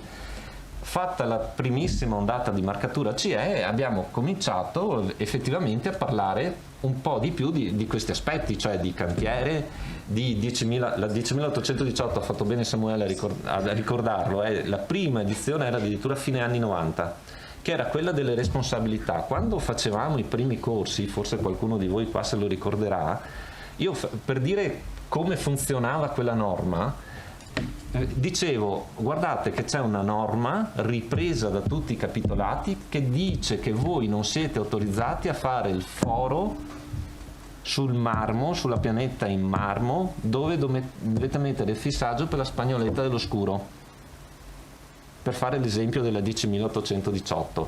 Da quella lì poi sono venute fuori le altre norme sulla posinopera, quindi c'è stata questi 2 fili conduttori, prestazioni sono sempre state quelle. Le osservazioni che facevate voi durante le prove erano corrette, erano correttissime, lo dicevate già in anticipo, perché qui non nascondo nulla su questo, la normazione e la legislazione arriva sempre dopo la realtà. Cioè nasce il problema, voi lo conoscete, forse sapete già anche come risolverlo, poi si tenta di normarlo per tentare di non fare troppe differenze sul mercato. Questa è un po' come nascono le norme e le leggi, insomma lo sappiamo benissimo. Quindi tutti voi dicevate a noi istituti, in questo caso lo dico perché ovviamente siamo talmente pochi in Italia che facciamo questo mestiere, quindi ci parliamo, anzi abbiamo l'obbligo di parlarci, abbiamo l'obbligo europeo di parlarci e di confrontarci, e ci dicevamo sì, guarda, tutti mi dicono questo, ma mi dicono anche questo, quindi le prestazioni più o meno ormai le conosciamo, ormai si lavora quasi per mail, perché una volta che hai l'aria, l'acqua e il vento la fai durare parecchi anni, se devi cambiare la termica sapete benissimo che ci scambiamo i disegni per mail e mandiamo indietro i rapporti di prova. E l'altro argomento è stato la posa con le norme che sono nate negli ultimi anni, la serie delle 11.673, che guarda caso però affrontano tutti gli argomenti che tutti voi ci avete detto, cioè affrontano come farla, con che materiali farla, come qualificare le persone, come qualificare la persona e chi cavolo devono essere quelli che qualificano la persona. Cioè, chi è l'istituto che dice sì, io ritengo che questo qui è capace di fare una buona posinopera, perché sa come fare e che materiali utilizzare. Quindi si è arrivati alla posinopera, alle norme sulla posinopera. Quindi, e perché si è arrivati a questo anche? Nel precedente intervento lo abbiamo accennato appena, però vale la pena ripeterlo. Voi sapete fare un bellissimo e buonissimo prodotto, non ci piove, poi discutiamo anche di che cosa troviamo in cantiere, Bruno, perché ci siamo parlati io e Bruno qualche giorno fa. Però adesso, e vi dirò dove sono stato anche giovedì, adesso c'è la facilità di misurare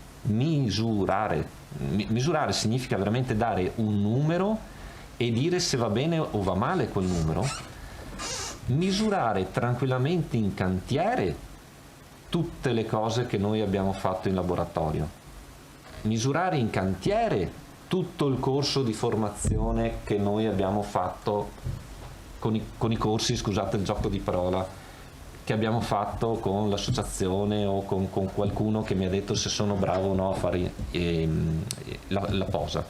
E questo vuol dire che strumenti che si conoscono da sempre e strumenti relativamente recenti, e quelli da sempre significa una banalissima termografia.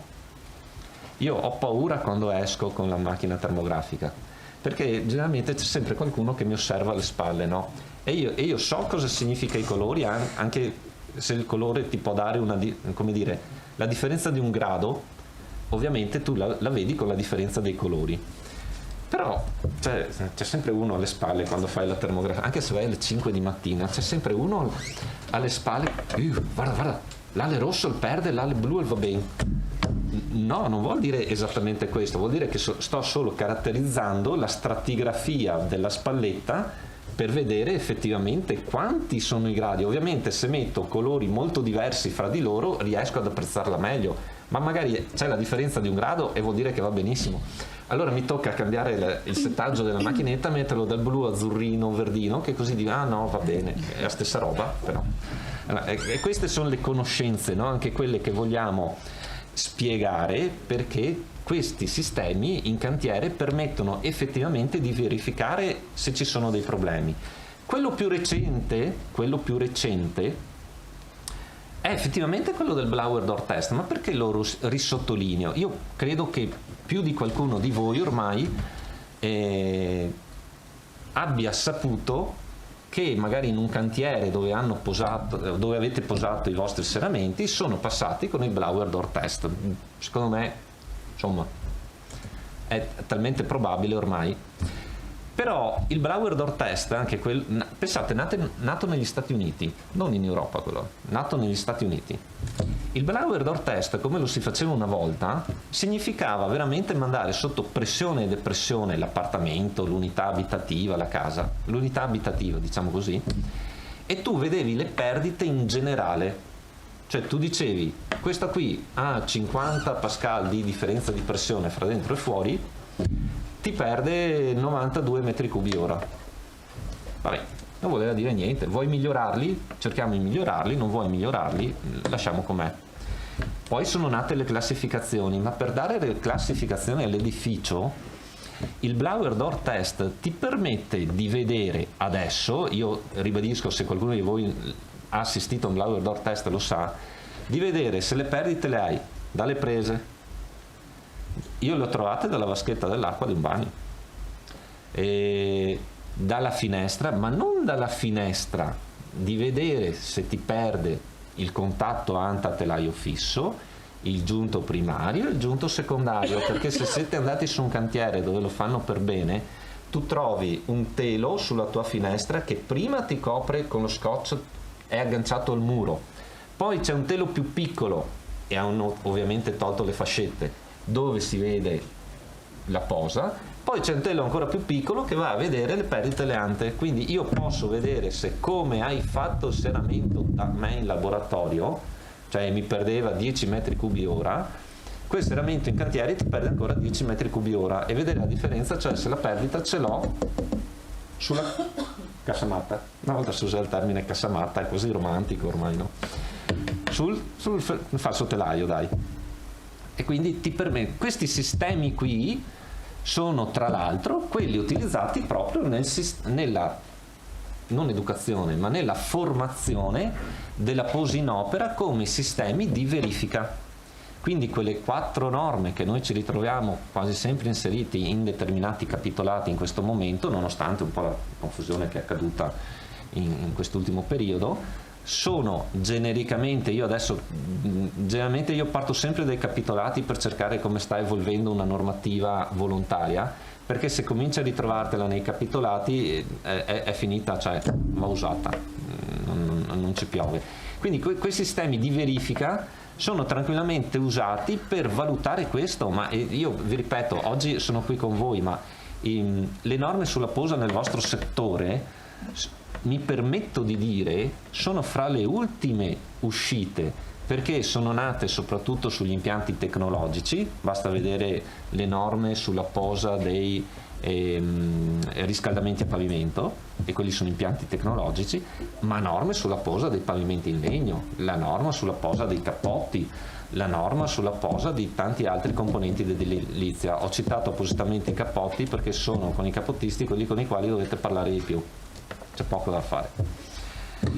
Quindi questo è un po' l'excursus che sta arrivando ovviamente alla piena definizione dei sistemi di posa, delle norme sulla posa. Si può dire e fare qualcosa in più, e poi anch'io mi taccio come Samuele.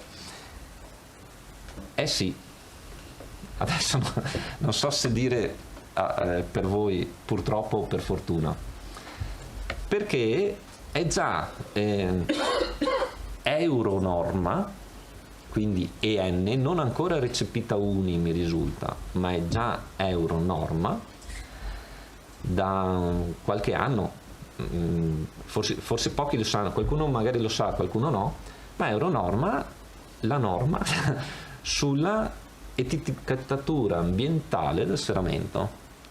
Etichettatura ambientale del serramento, qualcuno avrà sentito parlare di LCA, cioè il ciclo di vita di un prodotto, è già euronorma, e qui faccio veramente l'ultimo excursus della normazione, no? È una cosa che nasce un po' dalla marcatura CE, ma io dico, in realtà c'è un capitolo dedicato su questo, ma preferisco dire che anche questa è nata su fortissima spinta del mercato, un po' come è successo con la posa.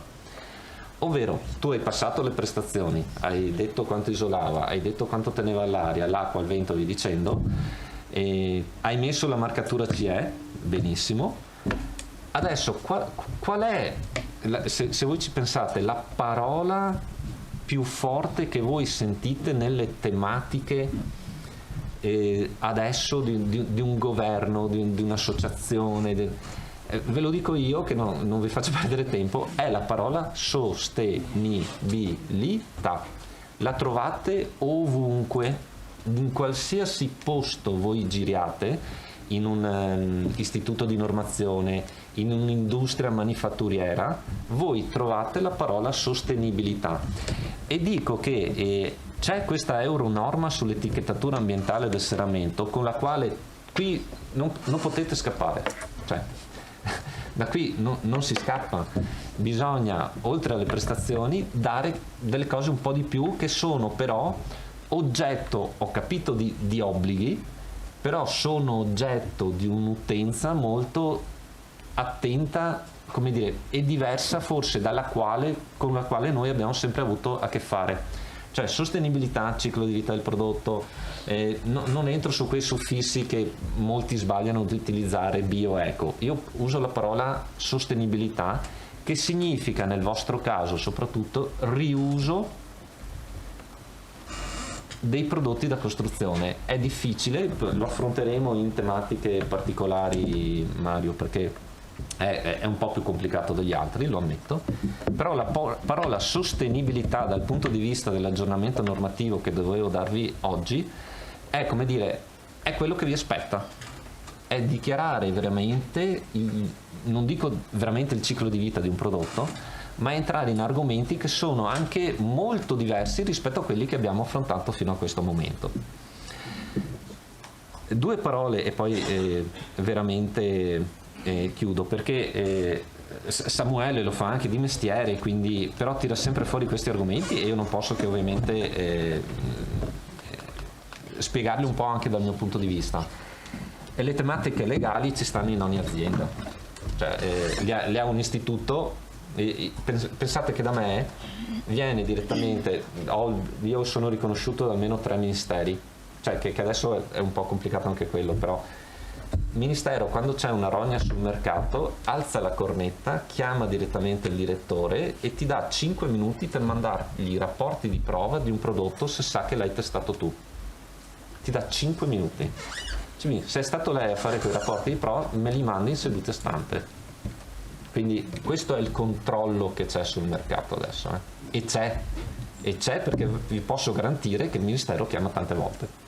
Un particolare settore dello sviluppo economico, che adesso ho saputo non si chiamerà più così, ma delle imprese e del Made in Italy, Di uso. ecco, e alza la cornetta, chiama gli istituti e dice: mandami quello che hai di quel prodotto, ma a tempo zero, cioè tu li devi mandare, se no sospettano già di me, quindi non va bene la cosa, no? Era per dire che cosa? La prima fonte effettivamente di telefonate, lasciamo perdere il Ministero, ma di un CTU nei nostri confronti o di un CTP, a me dispiace dirlo, ma è effettivamente la mancanza di marcatura CE del serramento. È la prima. La prima fonte di una chiamata nei nostri confronti di un CTU, di un CTP è: non c'è la marcatura CE, hai partecipato in qualche maniera a farlo. Io sono convinto che tutti voi oggi, voi rappresentate aziende che ce l'hanno, però è tuttora questa, la mancanza di marcatura CE, ed è grave perché se già manca dall'inizio, cioè causa persa, punto. Io non posso fare da CTP con il mestiere che faccio, perché ovviamente io sono stato coinvolto come dire, nella certificazione dei vostri prodotti. Posso fare al massimo da ausiliario dei CTP e dei CTP, ma neanche quello, perché mi limito a fare relazioni scritte o su interpretazioni o sul lavoro che ho fatto. Però quella mi sento di dire che è ancora la prima causa di rogne legali e giudiziarie. Da qui cosa possiamo fare? Noi l'altro giorno, le ultime 2 cose, poi veramente chiudo, tante volte veniamo ancora contattati da imprenditori, qui in generale, ribadisco, se gli diamo una mano a controllare che la documentazione che stanno facendo è di un certo livello, è corretta. Nessun problema, cioè io finché c'è da guardare due carte, tra l'altro io non lo dico perché penso mi conosciate, ma io vi ricevo gratuitamente, nessun problema e via. Però proviamo a pensare di fare di queste telefonate, ma sai, sto producendo così, va bene. Prima Samuele ha citato una risoluzione europea su come fare la dichiarazione di prestazione, è semplice, è in 8 punti. Vogliamo fare 2 appuntamenti a settimana in collaborazione con l'associazione? Guarda, sono lì dalle 2 alle 6, 1 all'ora, 2 giorni a settimana, noi vi controlliamo tutto, nessun problema, cioè perché io sto dalla parte vostra, cioè io lavoro se voi lavorate, quindi noi non abbiamo nessun problema a fare queste cose qui, e quindi ci tengo che andate fuori con le carte corrette e giuste. L'altro giorno noi siamo stati invitati, e vado a chiudere, forse pochi di voi la conoscono perché è un po' di nicchia, però alla Fiera sull'innovazione di Verona. A Verona, fanno in 2 occasioni, a Torino e a Verona. E lo dico con orgoglio perché non è adesso vi dico chi sono, ma lo dico veramente con orgoglio, come esempio nel nord-est in questo momento di istituto accreditato. Cioè noi quando abbiamo visto l'invito, noi ci siamo inorgogliti da morire, perché essere invitati alla Fiera sull'innovazione direttamente dall'istituto di accreditamento italiano come esempio, e ce ne sono in nord-est di accreditati, ce ne sono, come esempio di istituto accreditato per il lavoro che facciamo, noi ci ha inorgoglito da morire.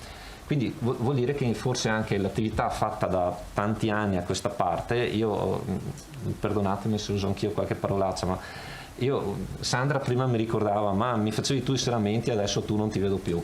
È vero, io sono partito da lì, però purtroppo le carte sono un po' aumentate per voi, sono aumentate molto anche per noi. Io ho il culo piatto ormai perché arrivo la mattina, mi siedo in ufficio, devo la sera dall'ufficio.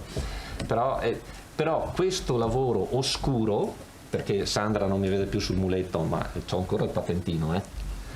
E questo lavoro oscuro è quello che ci permette di essere partner istituzionali anche, che so, di un ministero, di un istituto di accreditamento, e poi avere anche questi riconoscimenti. Quindi io ho fatto un excursus un po', come dire, generale, dandovi delle giustificazioni anche al lavoro fatto sulla posa in opera, che nasceva, vi ribadisco, non tanto da obblighi miei, perché a me interessava far lavorare il banco, ma poi sono arrivate anche altre cose. E ovviamente qual è l'osservazione che faccio io? L'osservazione che faccio io è che sì, è difficile rispettare e sapere tutto, per me per primo, perché mi è difficile già nel mio settore un accreditamento, vi posso garantire che è difficile da portare a casa, oltre che in termini economici molto importanti.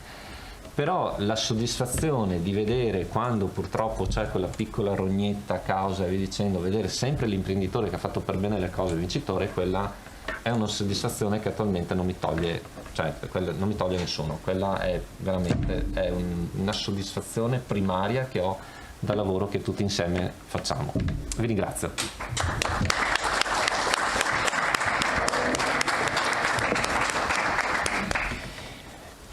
Ricordo quando a Padova seguivo ancora i serramentisti, il terrore quando gli si diceva dovete andare a fare le prove, ma il terrore è ancora più grande quando bisognava fare le carte, perché sappiamo benissimo che la marcatura CE per la parte che compete all'azienda è fondamentalmente l'estrazione della parte delle ISO, ok, delle norme quelle sull'organizzazione aziendale, emesse poi per la parte della produzione.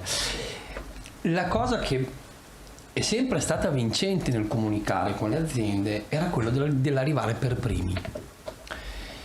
E l'ha citato Samuele, l'ha ricitato Alessandro, che è la parola mercato. Questo cosa vuol dire? Vuol dire che delle volte arrivare per primi con una certificazione sul mercato vuol dire avere un vantaggio competitivo, perché molto spesso, e lo cito anche come motivo di dispiacere, l'artigiano se quello non fa roba, se quello è sempre in ritardo, se quello, e allora vago da Ocnoplast che fa serramenti in PVC, perché quei sono bravi, pago a Fistral. Dobbiamo superare il concetto che l'artigiano è quello che arriva dopo nelle prove, arriva dopo nelle certificazioni, perché come, e lo dico con orgoglio, figlio di un artigiano, l'artigiano è quello che fa le cose a regola d'arte, si chiama artigiano, non si chiama industriale, e credo che queste cose qua servono proprio per identificare la vostra attività, l'etichettatura ambientale del serramento, che adesso dovrò andare a capire con Alessandro di cosa si tratta, perché lunedì mattina Bruno Mazzarioli mi chiamerà e mi dico: secondo te Mario, va che adesso proviamo che vediamo cosa che si è fatto. Guardo anche Giancarlo Milanese, che non vedo, aspetta un attimo, che è il collega di Treviso, perché se arrivate prima arrivate bene. Cito un ultimo caso, qualche anno fa eravamo a Casa su Misura, fiera di Padova, non so se la conoscete, legata al sistema casa, e si è avvicinata a me una famiglia, avevamo uno stand istituzionale, e mi ha chiesto il pannello in formaldeide 0. La mia domanda è stata: scusi? E sta signora mi ha spiegato cos'è e mi ha tirato fuori il volantino dell'Ikea. Ma come? No, perché l'Ikea, si parla di qualche anno fa, vende pannelli in formaldeide 0.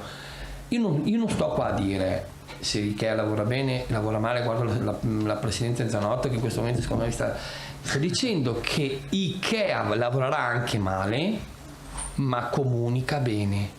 Quindi anche voi, se provate a non farvi fare carte a Toso, ma cominciate a lavorare un po' meglio sulla vostra modalità di comunicazione, probabilmente non raccontiamo più un mercato che risulta del PVC, perché il PVC sulla sostenibilità non racconta nessuna storia. Ok, bene. E sostenibilità in questo momento penso che sia un assist meraviglioso a quello che è l'intervento di Claudia. Mi permetto di dargli lettura anche perché stiamo parlando di una sostenibilità che non è solo materica, ma è una sostenibilità di trasporto, perché tra qualche anno vi domanderanno anche se il materiale che avete comprato l'avete comprato in Cansiglio o ad Asiago o a Sondrio o in Austria, perché sostenibilità tra qualche anno sarà anche materiale delle vostre zone. E la Presidente Scarzanella, quindi lascio la parola perché è stata lei, lo sappiamo tutti, quella che ci ha creduto di più in questo progetto, lo sta portando avanti. Stamattina proprio abbiamo fatto anche 2 battute e su quello che è Portale Legno Veneto, che magari a voi racconta poco, però in realtà adesso, ma speriamo che tra qualche mese possa raccontare qualcosa di più. Grazie Mario, e un grazie davvero non così di circostanza, ma un grazie sentito al Presidente Bruno Mazzariol, perché in un convegno come questo di oggi ha voluto invitare anche me, quindi grazie, capendo e quindi avendo sia la sensibilità che la lungimiranza di capire che in un convegno comunque tecnico dove si parla di normative ha un senso anche parlare di questo che adesso vi parlerò, che può sembrare una cosa che non c'entra così di primo impatto. In realtà ne ha già parlato anche Alessandro Cibin e quindi è una cosa che effettivamente farà parte sempre di più del vostro lavoro. Allora, quello che noi abbiamo tentato di fare, perché è comunque un progetto in itinere, ma siamo già comunque a buon punto, e questa è la cosa buona perché all'inizio insomma le difficoltà sono state tante.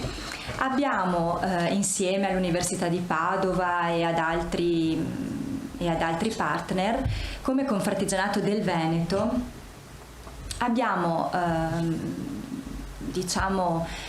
trovato una soluzione a quella che era la frammentazione del mercato del legno a livello proprio di materia prima, quindi stiamo parlando di foreste e di tronchi.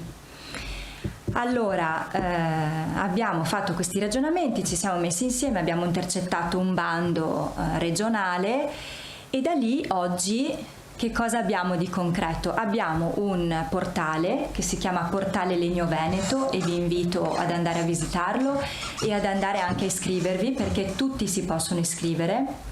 Riceverete quindi delle newsletter che sono newsletter non solo legate a quelle che sono le aste e quindi alla funzione primaria di questo portale che è i proprietari forestali, quindi essenzialmente i comuni del Veneto, caricano online, invece che farle cartacee come si è sempre fatto, le aste per i loro lotti. Quindi cosa succede? Succede che non ci sono più gli inviti ad hoc e quindi ogni comune manda alle aziende che conosce gli inviti alla partecipazione all'asta. È tutto online. Tutto in evidenza. Questo cosa comporta? Comporta sicuramente un maggior controllo di quella che è la situazione del mercato del legno, che di questi tempi direi che è una cosa molto importante, perché comunque che sia trasparente il primo anello della filiera, che ci sia trasparenza e quindi evidenza di quelli che sono i quantitativi, di quelli che sono i prezzi delle base d'asta e quindi dare la possibilità comunque alle imprese boschive di vedere tutto nero su bianco e di partecipare è sicuramente un modo trasparente e voluto per cercare di rimettere insieme un po' i pezzi di un mercato che effettivamente tante volte è sfuggito al controllo, l'abbiamo visto in particolar modo in questi ultimi periodi. Quindi credo che questa sia un'ottima opportunità. Chiaramente adesso dobbiamo fare un grande lavoro per promuovere questo portale, quindi farlo utilizzare il più possibile agli enti e quindi più i comuni e le amministrazioni comunali ci crederanno, più effettivamente questo progetto sarà efficace, ma per darvi solo 2 numeri, ad oggi è stato venduto legname in piedi per circa più di 1 milione di euro in Veneto, quindi non è poco, perché il portale è operativo da maggio del 2021 e per un numero totale di 48 aste. Chiaramente adesso è un inizio, bisogna dare linfa, e quindi chiaramente più i comuni e i proprietari forestali ci crederanno, più poi potremo innescare quel meccanismo virtuoso che è questo, quello che forse a voi interessa.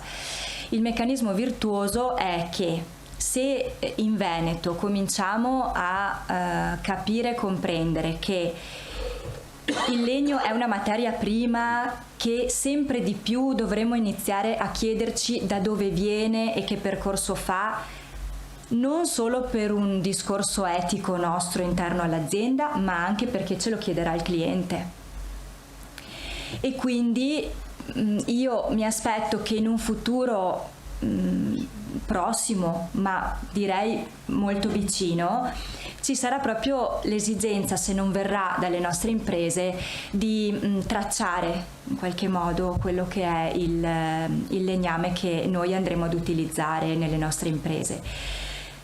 Da lì faccio un passaggio ulteriore. Sicuramente questo innescherà un processo virtuoso anche per la valorizzazione delle prime lavorazioni e delle capacità anche del mondo dell'artigianato di essere sul pezzo su un settore che è sempre stato un pochino dico trascurato, perché di fatto chi ha la grossa industria del mobile, ma anche dei serramenti, inizia solo adesso a porsi il problema di questo, di da dove viene il legno, che legno utilizziamo. Cioè uno va nei magazzini, si compra e si lavora e si vende, senza chiederci invece che cosa potremmo fare a livello locale, accorciando le filiere, facendo delle reti anche tra di noi, e quindi con una collaborazione che sicuramente sarà il futuro anche per consolidare e rafforzare le nostre imprese, che sono piccole sovente. E quindi credo che questo sia un ottimo esempio di come poi da una cosa può nascere veramente un processo virtuoso, e noi abbiamo tentato di metterlo in atto. Io credo che il primo step sia riuscito, adesso ci lavoreremo ancora perché deve essere comunque implementato, però credo che sia veramente una chiave importante di lettura per una tipologia di lavoro che sia anche, che dia anche risposte a quello che diceva giustamente Alessandro Cibin rispetto a come vendere, all'immagine. Non possiamo fare un lavoro ben fatto senza parlare di questo prodotto come si aspetta il cliente, e parlare di questo prodotto significa anche parlare di sostenibilità, parlare di filiera corta, di chilometro zero, di provenienza del materiale. E soprattutto questo invece a livello di nostri mestieri, di categorie, quindi è forse un input che lancio ai miei colleghi e anche al funzionario Mario Xausa. Credo che possa essere questo un ottimo inizio per capire su quali prodotti andremo, cioè che cosa oggi la natura ci offre e su che prodotti dovremo andare a parare per risolvere anche alcuni problemi grossi che abbiamo oggi nei boschi. Quindi cioè, non diamo per scontato che il legno c'è, esiste, andremo nei magazzini, lo possiamo comprare ogni giorno come vogliamo. Ci sono dei problemi soprattutto legati al post tempesta Vaia, nei nostri territori, nessuno escluso, ci sono delle infestazioni da bostrico veramente importanti, che ci sono dei cambiamenti climatici altrettanto importanti, vedi la siccità che ha colpito insomma il nostro paese in tutto quest'anno, direi, perché di fatto questa è, e la tendenza presumibilmente questa sarà. Ci saranno delle ripercussioni importanti sulla natura e sulla qualità delle piante e del legname, ma non solo nostro evidentemente, ma di tutto il nostro territorio dell'arco alpino sicuramente. E quindi da qui deve partire una riflessione importante anche per trovare soluzioni che non devono essere quello di o non devono essere solo quello di continuare ad importare legno incollato dall'Austria, e quindi credo che questa sia un'ottima occasione per iniziare anche a dirci: bene, queste sono le foreste, questo è il legno che ci offrono. Chiaramente questo è un pensiero personale, credo che il legno massiccio per ovvi motivi non sia più utilizzato e se è ancora utilizzato verrà utilizzato sempre meno, ma non solo per una questione tecnologica, ma oggi anche proprio per le caratteristiche stesse del materiale, che non è più all'altezza per i motivi che vi ho detto prima. E quindi bisogna sedersi intorno a un tavolo, e da qui l'importanza che tutta la filiera sia intorno al tavolo. E quindi rinnovo veramente il ringraziamento al presidente Mazzariol, perché ha colto ed è stato lungimirante in questo, perché io oggi credo che non possa più fare un serramento senza pensare anche a quello che sta succedendo nei boschi. Cioè, può sembrare filosofia, ma in realtà secondo me non lo è, e prima ci pensiamo, prima secondo me riusciremo ad essere competitivi e anche a proporre prodotti che siano prodotti tecnologicamente avanzati, che abbiano delle prestazioni comunque ottimali, ma che nello stesso tempo vadano a garantire un'efficienza dal punto di vista della sostenibilità e ambientale, e dall'altra parte anche che riescano a produrre, a concorrere al sostegno di un'economia locale. Questo non è banale. Credo che se voi fate due conti di quanto materiale voi comprate all'estero o comunque su filiere che non sono corte, potete pensare a quanto PIL stiamo portando fuori dal nostro territorio, e PIL fuori dal nostro territorio è possibilità in meno non solo per le nostre imprese, ma per i nostri dipendenti, per i cittadini, per le nostre comunità locali. E quindi ecco, secondo me è tanta roba, e messa lì così sembra veramente una cosa dell'altro mondo, no? Anche perché siamo partiti da norme tecniche molto molto concrete a un discorso che forse è eccessivamente volatile, poco pragmatico. In realtà credo sia molto pragmatico, dobbiamo solo fare un piccolo sforzo culturale per capire che forse abbiamo un'opportunità, e l'opportunità viene da questo portale, ma non solo dal portale in senso pratico perché è uno strumento, ma dallo sforzo e dall'intuizione che c'è dietro a questo portale. E quindi ecco, io ho lanciato così un po' un input, però credo che questa sia la sfida anche a livello di associazione, perché noi dovremo cercare di sensibilizzare i nostri associati a queste tematiche ed essere sul pezzo per non rimanere indietro, perché il rischio è rimanere indietro. E quindi noi abbiamo la fortuna di far parte di un'associazione che ci permette di trovarci come oggi, di trovarci anche in modo trasversale vari mestieri, varie categorie, mettere insieme tutta la filiera del legno per la prima volta. E quindi diciamo che le carte in regola ce le abbiamo tutte, adesso sta a noi impegnarci a trovare le soluzioni e a parlarci, perché credo che sia fondamentale, che cosa che uno mai avrebbe pensato, che un serramentista potesse parlare con un'impresa boschiva o una segheria. Cioè, che mi frega, io vado a comprare nel magazzino il pacco di legno che mi serve, di lamellare, finita lì. E invece oggi bisogna fare un discorso molto più complesso e molto più completo, ma ripeto, abbiamo l'opportunità di farlo perché siamo in un'associazione che ci permette di incontrarci e di fare questo, quindi sta a noi adesso rimboccarci le maniche, ma già insomma lo stiamo facendo e il convegno di oggi lo dimostra, quindi grazie ancora e vi auguro un buon proseguimento.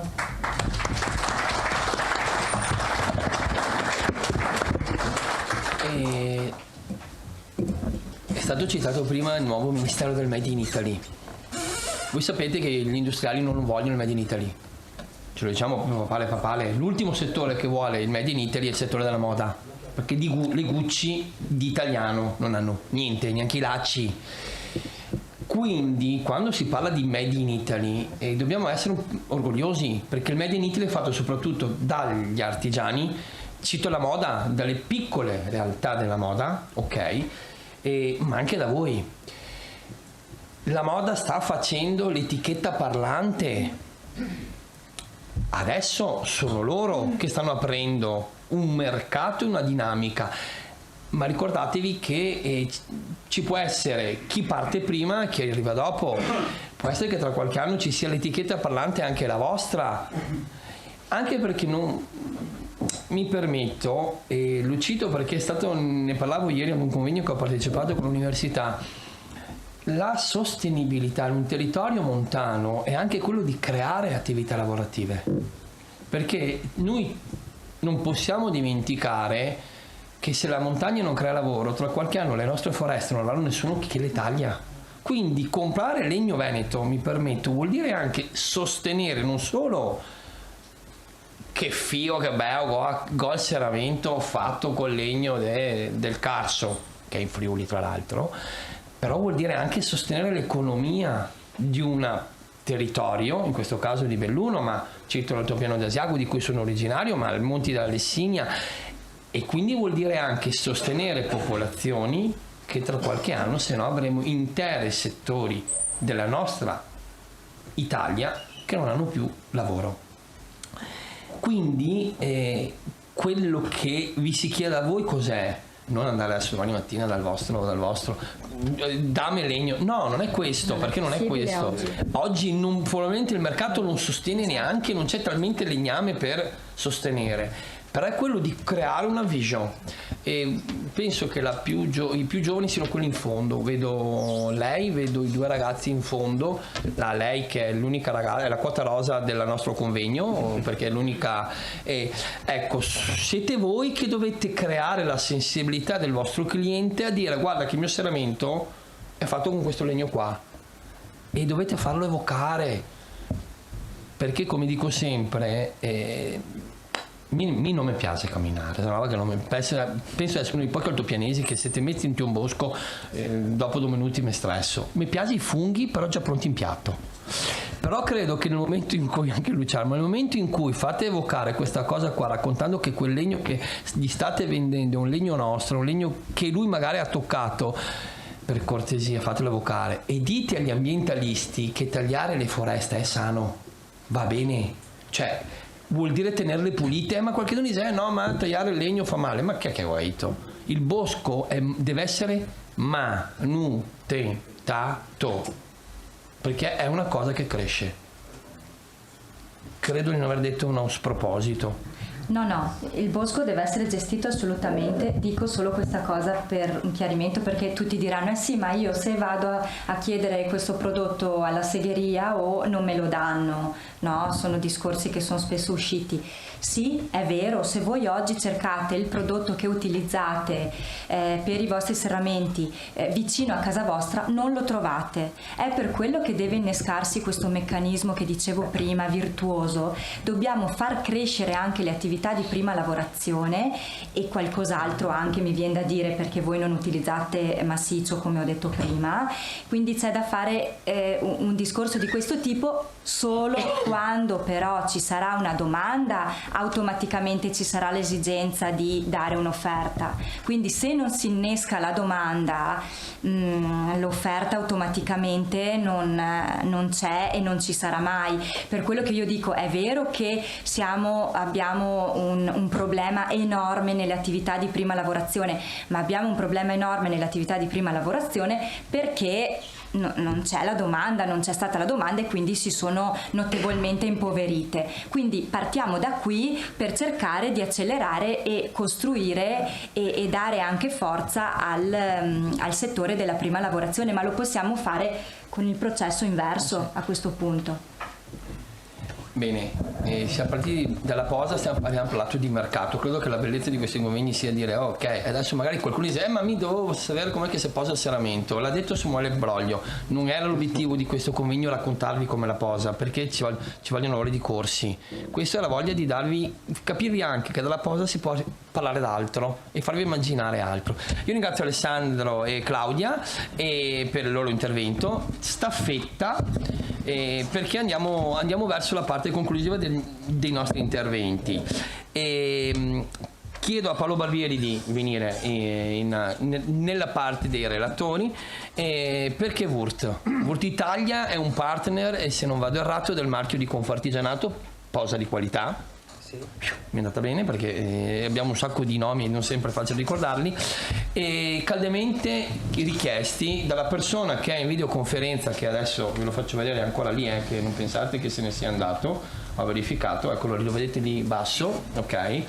E perché? Perché Wurt di fatto è un partner tecnico importante rispetto alla posa. Perché mi è piaciuto Paolo? Non perché sia fluido nel mio genere, ma semplicemente perché lui mi ha detto una cosa: guarda che io sono un po' atipico come tecnico, non parlo di quello che fa GP, scusate, che fa Wurt, ma parlo di come va posato il serramento e di qualità della posa. Questo probabilmente è l'intervento che per chi è venuto qui solo per la posa è un po' più centrato, quindi io parlo di come si posa un serramento, come va fatto e quant'altro. Poi giustamente, essendo Wurt, qualcosa dovrà dire, perché sennò non lo pagano, giustamente. Però mi è piaciuto l'approccio laico, pulito, dove si parla della posa del serramento e dove Wurt racconta una storia di prodotti e che va bene. Io termino qui, io vedo che Samuele c'è ancora, e dopodiché, prima di chiudere, ci diamo due spazi alle domande, proprio due.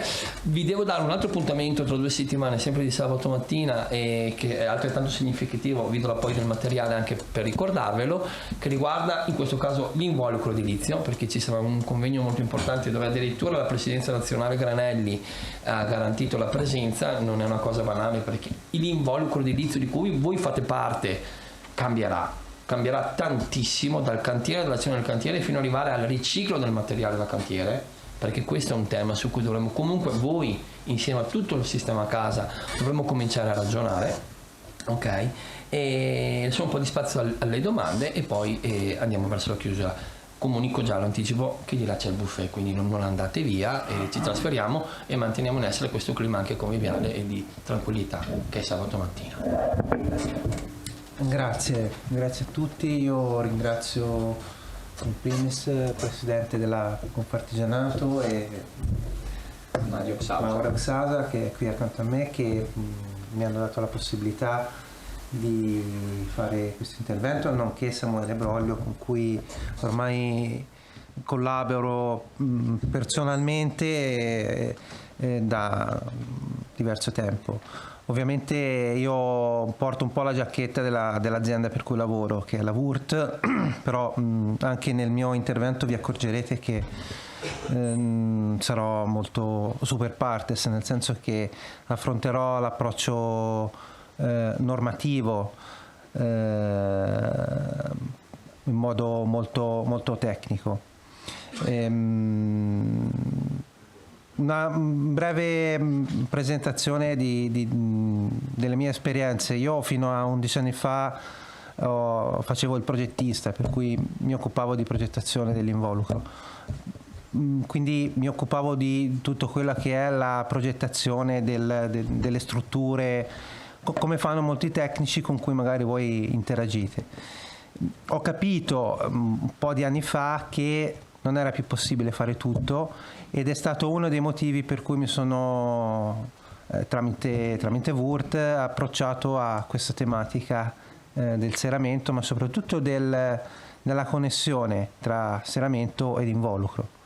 Il serramento gioca un ruolo fondamentale, perché se vogliamo migliorare l'involucro, se vogliamo migliorare le prestazioni e quindi anche il comfort e la fruibilità dell'involucro, dobbiamo migliorare le prestazioni e la qualità dei componenti dell'involucro, e in questo gioco il serramento è veramente importante per vari motivi. Primo, perché è uno dei componenti che negli ultimi 20 anni, 30 anni ha avuto una delle evoluzioni più importanti. Ha avuto anche, pensate all'architettura degli edifici negli ultimi 20-30 anni, ormai il serramento sta avendo una parte predominante. In termini di superfici si sta allargando sempre di più, quindi abbiamo quasi più superfici vetrate che superfici opache. Questo ce la dice lunga sull'importanza di questo componente. Quindi ripeto, ecco, questa è un po' la premessa, e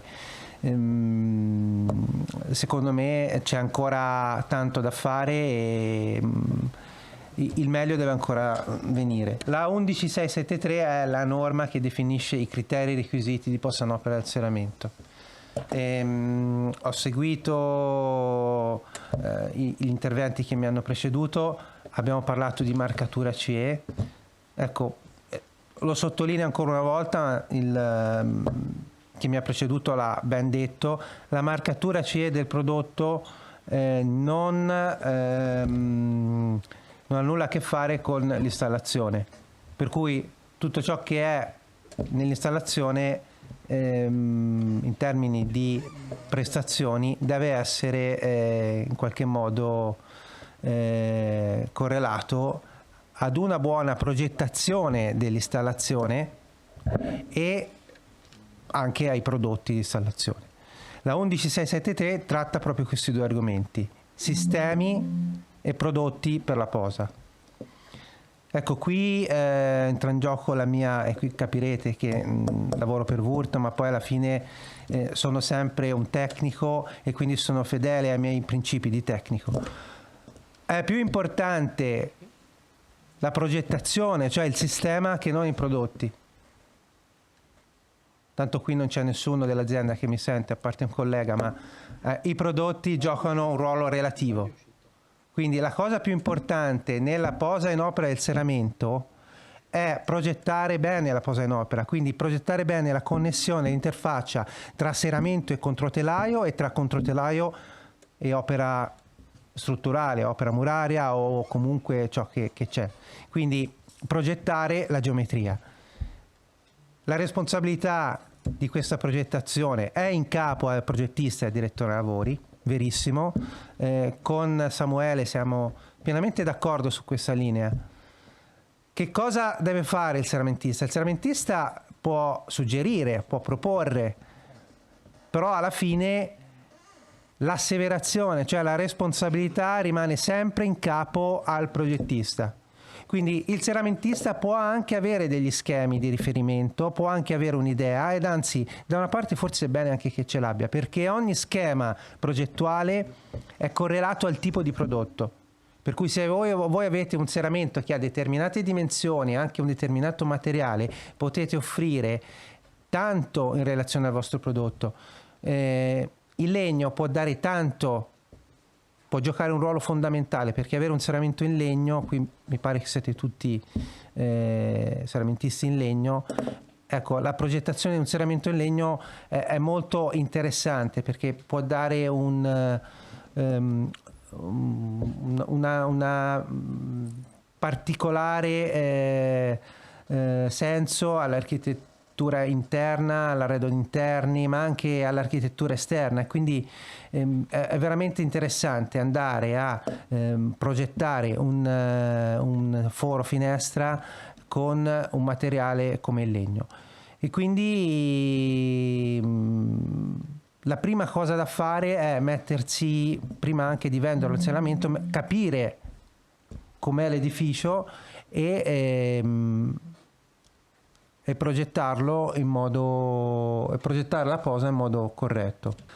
Quindi la 11673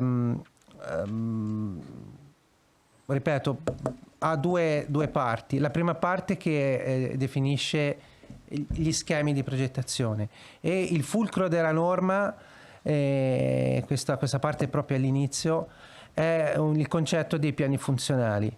Cosa vuol dire piani funzionali? Una volta, quando si installava i serramenti, si mettevano in un foro finestra. L'unica cosa che si faceva, una volta si metteva lo stucco, oppure si metteva dei sigillanti che in qualche modo impedissero l'ingresso dell'acqua dall'esterno. Quindi la sigillatura del serramento si riduceva a questo. Poi con l'evoluzione tecnologica sono usciti i siliconi, le schiume, ma in ogni caso il piano di sigillatura era una fascia esterna, quindi quando si inseriva il serramento nel foro finestra si metteva un sigillante sulla fascia esterna, che fosse stucco, che fosse silicone. La schiuma non è un sigillante completo, nel senso che comunque non ha una completa protezione dall'acqua, ma comunque anche quella poi è venuta, ma siamo rimasti su un piano solo di sigillatura. Adesso la norma lo definisce bene. I piani di sigillatura sono 3. Abbiamo un piano esterno, un piano intermedio e un piano interno. E questo è un po' il fulcro dal punto di vista da cui si parte per una buona progettazione. Quindi il serramento ha uno spessore, ha una parte esterna, uno spessore, quindi una parte intermedia, un giunto, una parte intermedia del giunto e poi una parte interna. La sigillatura va fatta su 3 piani. Il piano esterno deve avere una tenuta all'acqua e agli agenti atmosferici.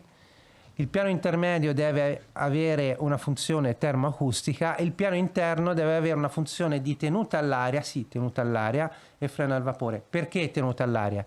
Perché è l'aria calda interna che tenta di uscire, almeno nel regime climatico invernale. Quindi dobbiamo contenere l'aria dall'interno, non solo il vento dall'esterno, ma anche l'aria dall'interno. Quindi ragioniamo su 3 piani funzionali. Quindi andare a progettare il giunto di posa vuol dire capire questo concetto e poi interfacciare il telaio del serramento col controtelaio, ma anche il controtelaio con il muro, su questi 3 piani funzionali. Come? Con i prodotti di posa, ma l'aspetto più importante è proprio definire graficamente i raccordi nei giunti. Quindi una volta definiti graficamente i raccordi, poi si va a inserire i materiali e la scelta dei materiali poi deve essere correlata a determinate caratteristiche che sono in tabella nella norma. Ve l'avrei fatta vedere se ci riusciamo, ma non importa, non è quello il punto. Sì, ma le slide ci danno un colpo d'occhio, ma in un quarto d'ora non riesco a fare un corso di posa, per cui anche qui poi vi invito poi ad approfondire questo tema con corsi dedicati che vengono organizzati anche dalle varie Confartigianato.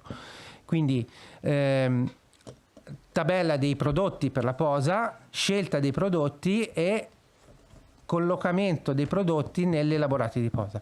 La scelta dei prodotti è importante, ma non è importante perché Wurt li fa bene e altre aziende. No, allora anche all'interno di Wurt, grazie per aver risolto il problema, ma anche all'interno di Wurt, Wurt ha 15 tipi di schiume poliuretaniche, solo una va bene, solo una.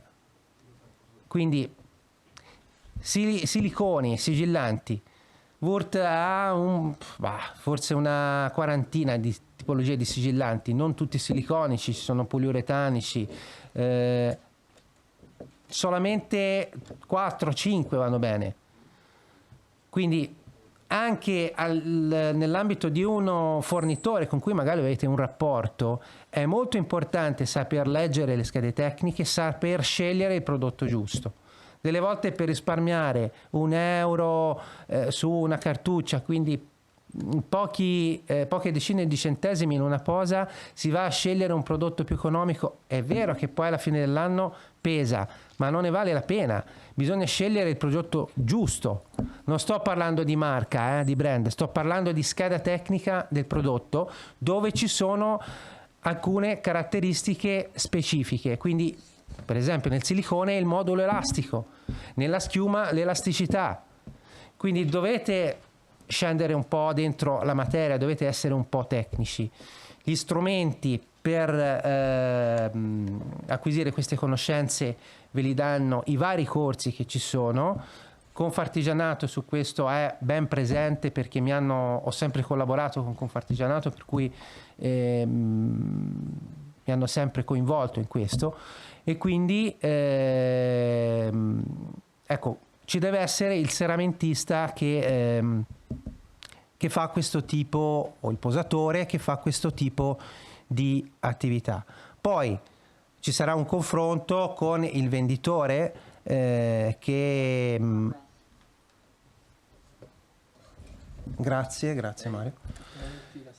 Sì, con il venditore quindi fornitore dei vostri prodotti, che vi darà assistenza su questo. Io ormai sono 10 anni che giro su tutta l'Italia e faccio formazione anche ai colleghi venditori, che ovviamente non possono essere dentro la materia, perché per esempio aziende come Wurt vendono tantissime tipologie di prodotti. Per esempio nell'ambito della falegnameria noi siamo molto presenti anche con l'arredo e le cerniere, per cui i colleghi spesso sono molto più ferrati su questi argomenti, però da parte mia c'è sempre presenza. Io ho anche un collega che è qui presente, che è qui sul territorio. Io non sono veneto, per cui passo saltuariamente, ma l'azienda per cui lavoro, ecco, dà anche questo tipo di servizio.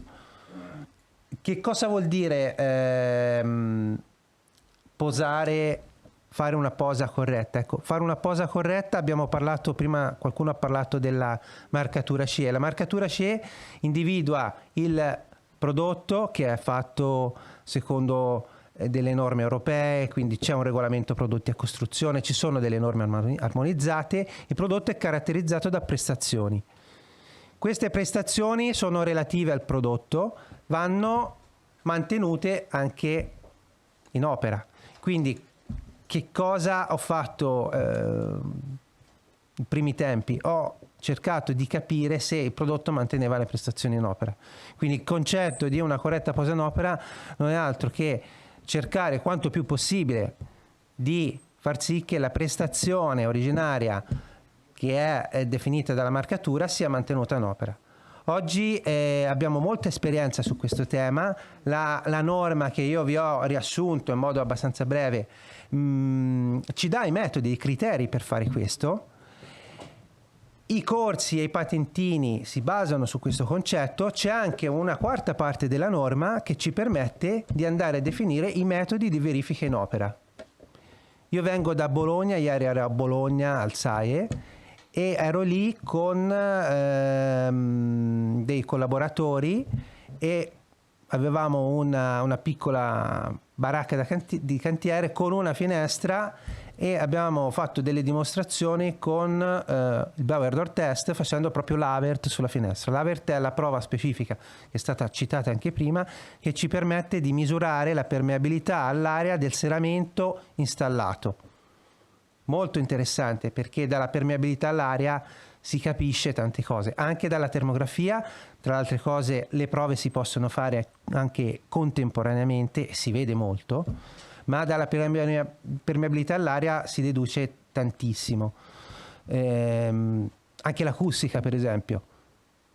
Pensate all'automobile, se aprite leggermente il finestrino decade anche l'acustica, non è solamente lo spiffero dell'aria. Lo stesso succede anche nei seramenti.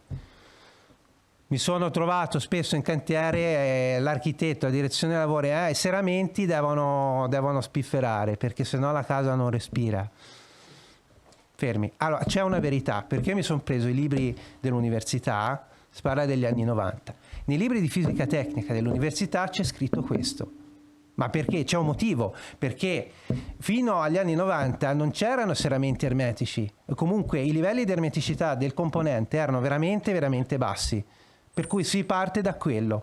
Però c'è stata un'evoluzione, c'è stato, ora non voglio fare la storia delle guerre puniche, però ecco, la passive house, la casa passiva ha un senso, quindi siamo arrivati a oggi, si può veramente costruire edifici, al di là degli esempi di virtuosismo, perché poi non si deve fare sempre le case passive, però si può oggi costruire edifici che sono efficienti, che sono alla portata di tutti, che non sono neanche tanto costosi con quello che abbiamo. Allora, l'ermeticità è uno dei requisiti essenziali per ottenere questo, ma l'ermeticità, che ormai c'è nei serramenti, perché la maggior parte dei serramenti sono in classe 4, ovvero quasi ermetici, va mantenuta anche nella posa in opera, se no non ha senso. Quindi il serramento posato in opera deve essere quanto più possibile ermetico.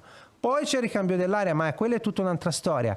Anche nell'abitacolo delle nostre automobili, che cosa succede? Che io adesso per andare a casa farò 4 ore di strada, non è che faccio 4 ore col finestrino aperto oppure ogni 5 minuti abbasso il finestrino, no, ho un impianto che mi fa il ricircolo dell'aria, altrimenti anche se sono solo, ma se fossimo in 2 o 3 ancora peggio, non si starebbe bene dentro l'abitacolo. Ecco, la casa già oggi, ma la casa del futuro avrà questi impianti.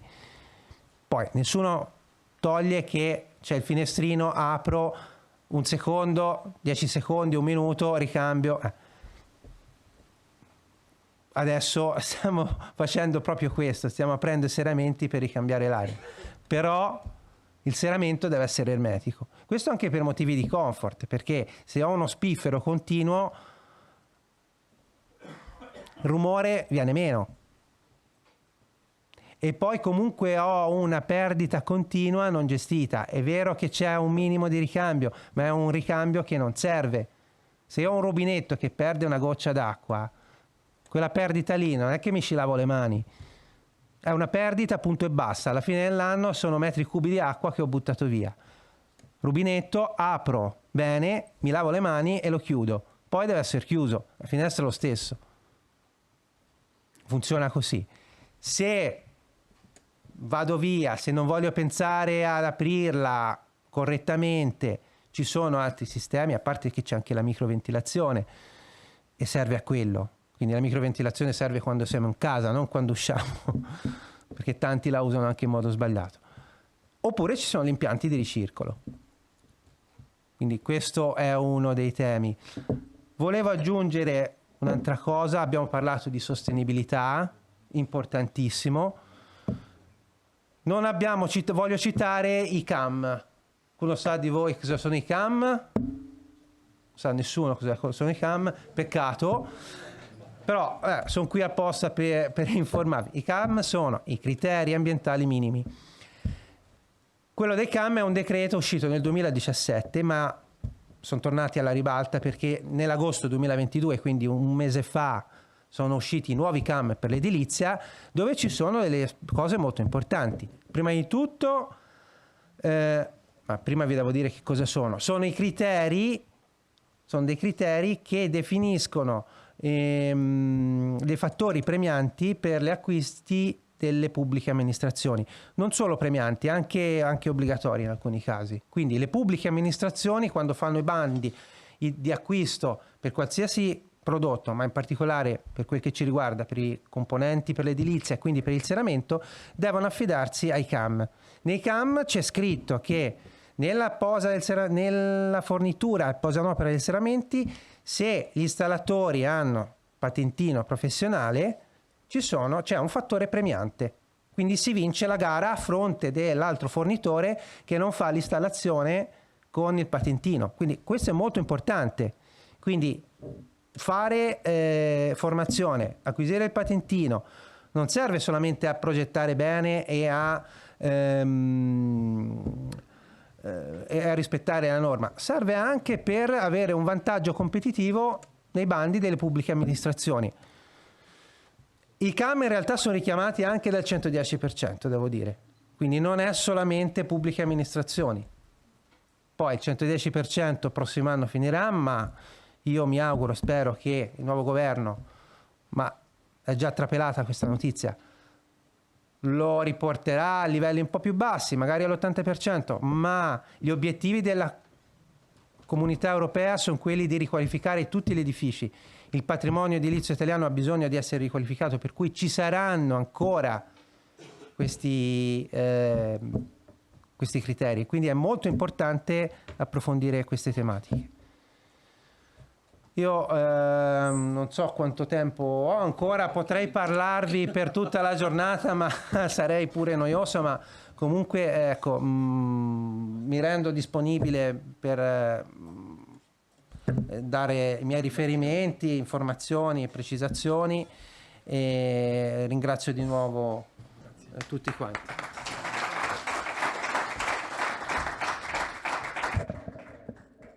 Vi dico solo che per essere qui oggi ha dormito qua stanotte, non qua, nel senso che... Con grande piacere. Peraltro abitate, la vostra è una bellissima regione, mi sono fatto un giro a Bassano, è stato veramente... Il degno veneto è esattamente questo, è bello, cioè oggettivamente rispecchia le nostre regioni. No, e adesso a parte gli scherzi, ha citato bene e credo che è stato un assist questo per me, nel senso che ha citato quello che sono i criteri minimi legati al settore pubblico. Questa che vedete è mia figlia, e che stavamo arrivando, allora tengo su un'altra cosa. Allora, credo che ci sia una cosa importante. Come Confartigianato del Veneto, l'idea che ci ha portato... No, resto pure. Che ci ha portato a questo convegno è stato quello che il nuovo una volta, il Consiglio di Federazione Legno, quando l'anno scorso ho preso l'incarico di seguire questa federazione, mi ha dato un compito, dare un'anima al settore legno. Non che questo non ci fosse, ma purtroppo o per tradizione o per metodo il legno è sempre stato inglobato all'interno del sistema casa. Il sistema casa, che è un grande sistema dove viene conservato l'involucro edilizio nella sua totalità, ha citato una cosa secondo me estremamente corretta Paolo prima, quando parlava di finestre. Nel convegno dell'anno scorso, dove ho avuto modo di vedere per la prima volta la presidente dei serramentisti di Vicenza, Alessandra, e si è parlato di pareti illuminanti. Sta cambiando proprio il concetto del serramento, cioè mentre prima il serramento della finestra versi e sara e fa cambiare l'aria e metti fuori robe da stendere, adesso il lockdown ha imposto un'altra visione della casa. Perché? Perché ci abitiamo. Non so se avete visto che adesso c'è qualche comune che sta incentivando lo smart working per il discorso del risparmio. Stiamo parlando di 137 euro ancora al kilowattora al metano, quindi non stiamo parlando che è andato giù a 70 euro. Quindi quando la gente sta in casa tanto tempo non può avere le finestre chiuse, ha bisogno di luce, perché deve risparmiare sulla corrente elettrica, ok? Quindi quello che secondo me è significativo, quello che secondo me potrebbe accadere a voi, è che ormai la parete sarà più superficie illuminante che superficie chiusa, e quindi le performance di un serramento da qua a qualche anno non potranno mai essere quelle di un mattone, però ci dovrà essere un richiamo sempre più costante a una visione diversa di quello che è la casa. Non solo. Abbiamo tutto un patrimonio edilizio pubblico, e per pubblico non intendo solamente quello dei comuni, ma quello della difesa. Abbiamo caserme abbandonate, intere aree che erano dedicate all'esercito. L'altro giorno facevo la strada per Istrana e che sarà 1 chilometro di area dedicata all'esercito abbandonata di demanio pubblico che dovrà essere riconvertito. A cosa? Lo stanno chiedendo anche a noi. Perché questo? Perché ci sarà sempre più un bisogno di case diverse, di case nuove, di ristrutturazioni, e ci sarà sempre più bisogno di un approccio alla casa e all'abitare sempre più legato alla persona.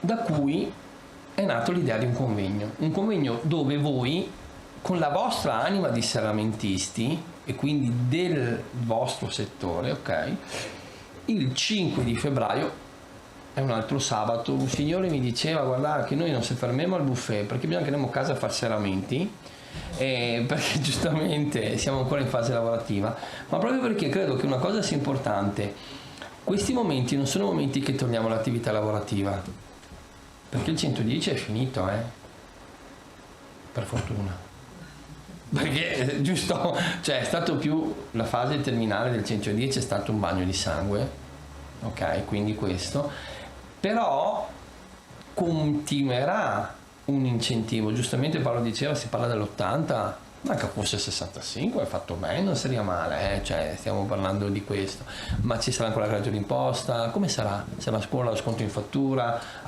se lo portano a 10 anni basta fare più serramenti, perché quando hanno portato a 10 anni i pannelli fotovoltaici, il distretto del pannello fotovoltaico di Piazzola, sono fallite le aziende come le mosche d'estate.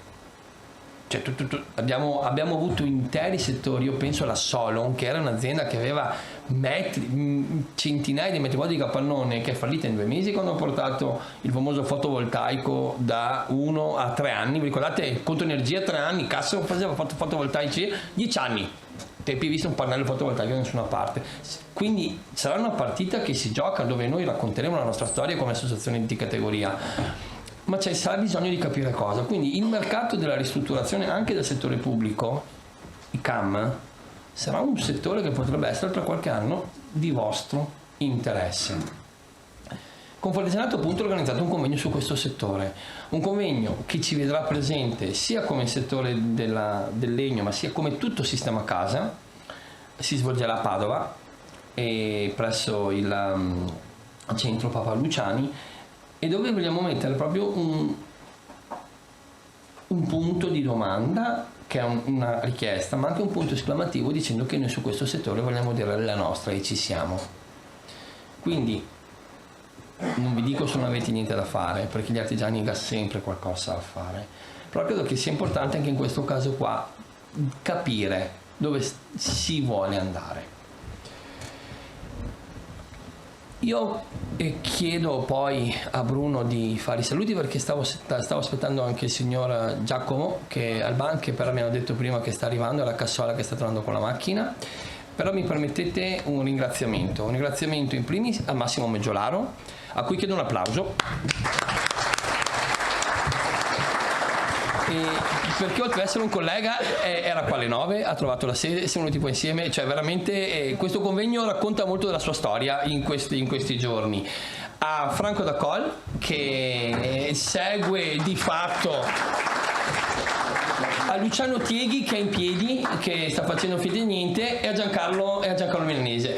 Io dico sempre, la regione, la FRAV, non ha braccia e non ha mani, ha solo testa. Cioè, nel senso che io posso semplicemente, insieme al mio consiglio di federazione, pensare alle cose. Se non ci fossero i colleghi che chiamano le aziende, vanno a trovarle, trovano le sedi dove fare le cose, e chiamano Luciano Tieghi e lui mi dice: guarda che ho iscritto 2 aziende di cui una era lui, adesso a parte gli scherzi, però se non ci fosse l'attività nel territorio dei colleghi che si aggiunge all'attività che fanno come attività provinciale, questo convegno non si sarebbe tenuto. Si è tenuto perché eravate presenti, ma so che avete ricevuto telefonate, avete ricevuto volantini, siete stati stalkerizzati, ok? E quindi grazie davvero ai colleghi che sono qui presenti, anche quelli che non c'erano oggi, che mi hanno chiamato, e io credo di non dover aggiungere altro, e lascio però spazio a qualche domanda. Esatto, stavo per dirlo. Ecco, e volendo parlare di natura politico-sindacale, non tecnica, è interessante lo spunto che è stato dato oggi, in quanto il problema, al di là delle conoscenze degli artigiani e del fatto che ognuno di voi sappiamo produce bene e andrà a produrre sempre meglio, è il comunicare. Quando tu, Mario, prima dicevi che occorre scrivere, mi è tornato in mente una categoria che è artigiana come la vostra, che è la categoria degli impiantisti, che nel momento in cui è stata normata con la legge 46 e con poi successive normative, ha dovuto scrivere ciò che faceva. Allora, a livello cerebrale e mentale era tutto chiaro. Nel momento in cui si trasferiva, si doveva trasferire su carta ciò che era il concetto della dichiarazione di conformità, apriti cielo. Abbiamo fatto un sacco di percorsi di formazione per spiegare cose che già avevano dentro, ma che non riuscivano a portare fuori.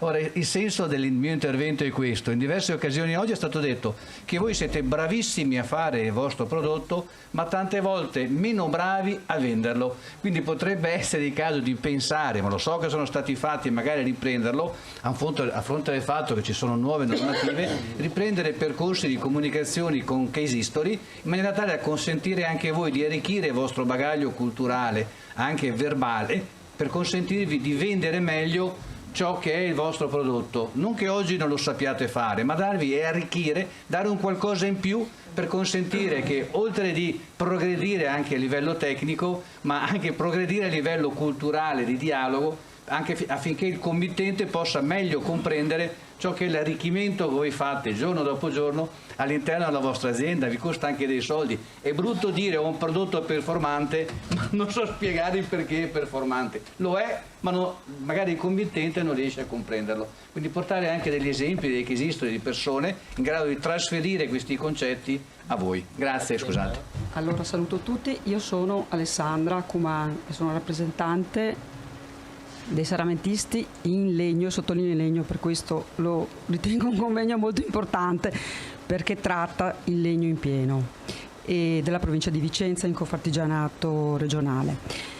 Volevo fare una domanda riguardo alla formazione. Premetto che la posa in opera fatta bene è essenziale per garantire il prodotto finale e per dare le prestazioni, come ha detto giustamente prima il signor Barbieri.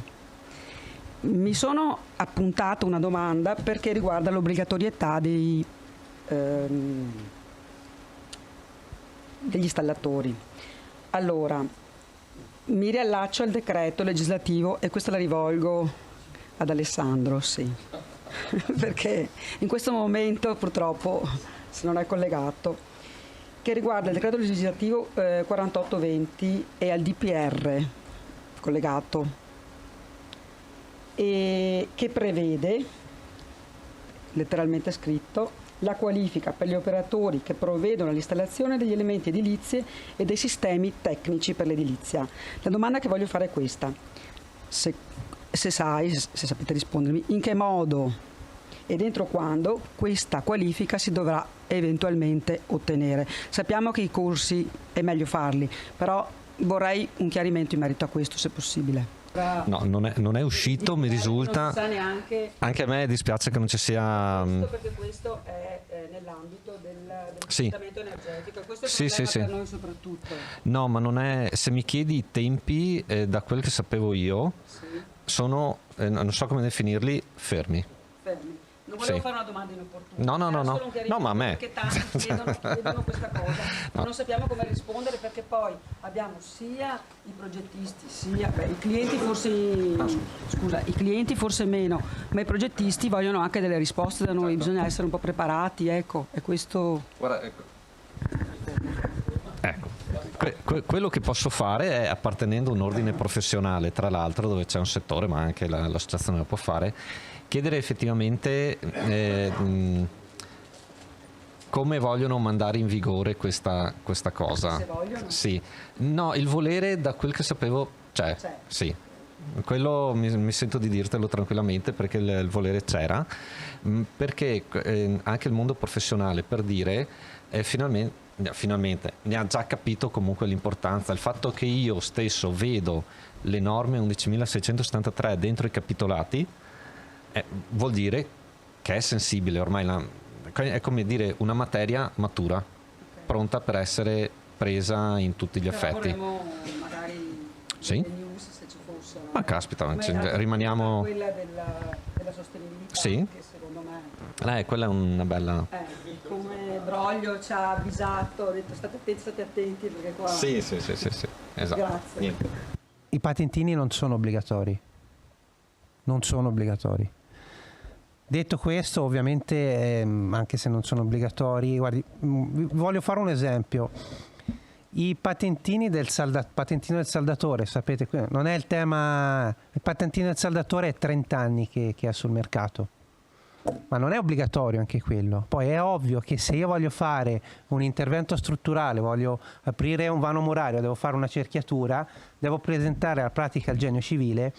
Nel mio capitolato esigo che l'acciaio abbia la marcatura CE, che l'installatore che mi fa la saldatura sul nodo dell'acciaio abbia il patentino, ma è una specifica di capitolato che la direzione lavori chiede. Nella fattispecie diventa obbligatorio il patentino, perché lo richiedo per quel caso specifico, ma non è che il fabbro per lavorare deve avere il patentino di saldatore. Il concetto è questo, quindi dovete ragionare su questo concetto. Quindi secondo me non lo sarà mai obbligatorio, cioè non vi aspettate che ci sia una legge che dice deve avere il patentino, perché non sarà proprio così. Poi già nei CAM c'è un richiamo forte, perché si definisce quello che nel decreto non è definito, ovvero si va a dire patentino, la norma, come si ottiene, quindi è ben regolamentato, però anche lì è un caso un po' specifico. Poi spesso quando faccio anche i corsi per far capire che cos'è il patentino, io faccio sempre l'esempio degli allenatori delle squadre, anche dell'oratorio.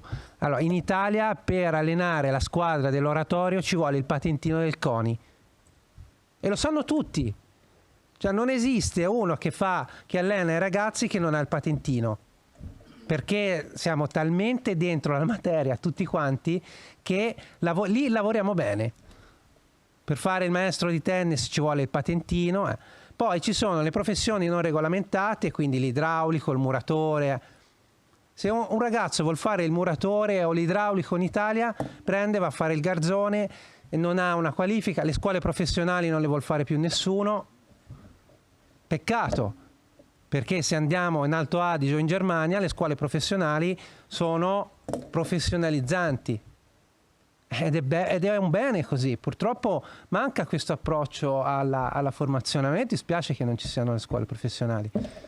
Ora, io ho fatto un altro percorso, però la scuola professionale è importante, e a mio parere chi fa la scuola professionale fatta bene, come si fa in Germania, è allo stesso livello di un ragazzo che ha fatto il liceo. Quindi la formazione è molto importante, e va fatta perché è importante la formazione, non perché ci vuole il pezzo di carta. Scusate se ho fatto una digressione, però spero di aver risposto. La richiesta che ha fatto Luciano, proprio perché lui sostiene che noi dobbiamo fare tutto, ma se tu analizzi un po' gli artigiani e prendi l'artigiano che ha 10 dipendenti, può essere organizzato e può avere la possibilità di poter fare determinate cose, ma coloro che sono al di sotto dei 10 dipendenti devono fare i preventivi, devono fare i lavori, devono prendere i soldi, devono contattare i clienti, devono pagare le tasse, purtroppo. E poi forse c'è anche la famiglia. Allora, è chiaro, sono d'accordo con te, Gigi, sono d'accordo con te, però abbiamo anche tante altre incombenze purtroppo, e quindi dobbiamo anche cercare di rimanere all'interno di quelle che sono le nostre aspettative e le nostre possibilità soprattutto. Nel frattempo io ringrazio tutti i partecipanti, perché mi ha fatto immensamente piacere, i relatori soprattutto, perché sono stati veramente, hanno colpito proprio nel segno, hanno colpito sia Broglio che l'architetto Cibin, e mi ha fatto immensamente piacere questo convegno, proprio per il fatto che abbiamo, non voglio dimenticare la Claudia, che effettivamente l'ho invitata appositamente proprio perché diciamo è forse fondamentale il fatto stesso che il legno oggi sia fondamentale nel momento in cui sarà necessario nel prossimo futuro proprio la determinazione da dove viene il legno, e soprattutto fare in modo che anche la categoria si sviluppi su questo, cioè non andare a comprare il legno in Austria per rilamellare, ma che si sviluppi anche nel nostro interno, nel nostro territorio, proprio perché io ci credo alla filiera corta, perché probabilmente ha la possibilità di abbattere anche i costi e questo è fondamentale. Prego. No, niente. È arrivato giusto a chiudere il convegno. Niente, io non ho altro che ringraziarvi per il tempo che avete dedicato a questo convegno. Quando ci è stato chiesto noi abbiamo di ospitare appunto all'interno di AGB questo convegno, noi siamo stati ovviamente ben lieti perché, come penso si sia detto durante queste ore, il confronto è sempre costruttivo, no? Pur nel vorticoso mondo in cui siamo in questo momento, che veramente uno, se guardasse bene, non avrebbe tempo per niente, ma mi pare che sia giusto insomma anche fermarsi e un po' pensare alla propria azienda anche in termini di come crescere per il futuro, perché adesso non so come la pensate voi, magari una domanda che vi sto facendo in questo momento. Il 110 penso che abbia un po' sconvolto le nostre aziende, almeno la nostra l'ha sconvolta, nel senso che abbiamo quasi triplicato i numeri nel giro di 2 anni. Stiamo facendo un capannone in cui entreremo a gennaio di 17.000 metri quadri, uno di 7.500 andremo a costruirlo a partire dal mese prossimo, quindi stiamo facendo una mensa, non so se l'avete vista qui fuori, per agevolare la vita dei nostri dipendenti, quindi avere delle pause più corte e avere insomma magari anche più tempo libero per loro, ma la domanda è capire cosa sarà il futuro quando tutto questo finirà. E quindi, e quindi magari non finisce, e quindi ecco, non finisce. Non deve finire. Tanti anni fa, dopo un periodo di vacche grassissime, io mi ricordo che il vecchio Giovanni Agnelli disse a un certo punto: la festa è finita, 4 parole in cui, e fu veramente così. Io spero che la festa non finisca, che non sia così, che le nostre aziende abbiano ancora possibilità di continuare a crescere, ma insomma penso che chi cresce sarà, non so se si crescerà o non si crescerà, ma chi cresce saranno sicuramente, io penso, le aziende che sono in questi eventi e che quindi cercano di stimolarci, cercano conoscenze nuove, stimoli nuovi per guardare con positività il futuro. Quindi ancora grazie e buon lavoro. E grazie a voi dell'ospitalità.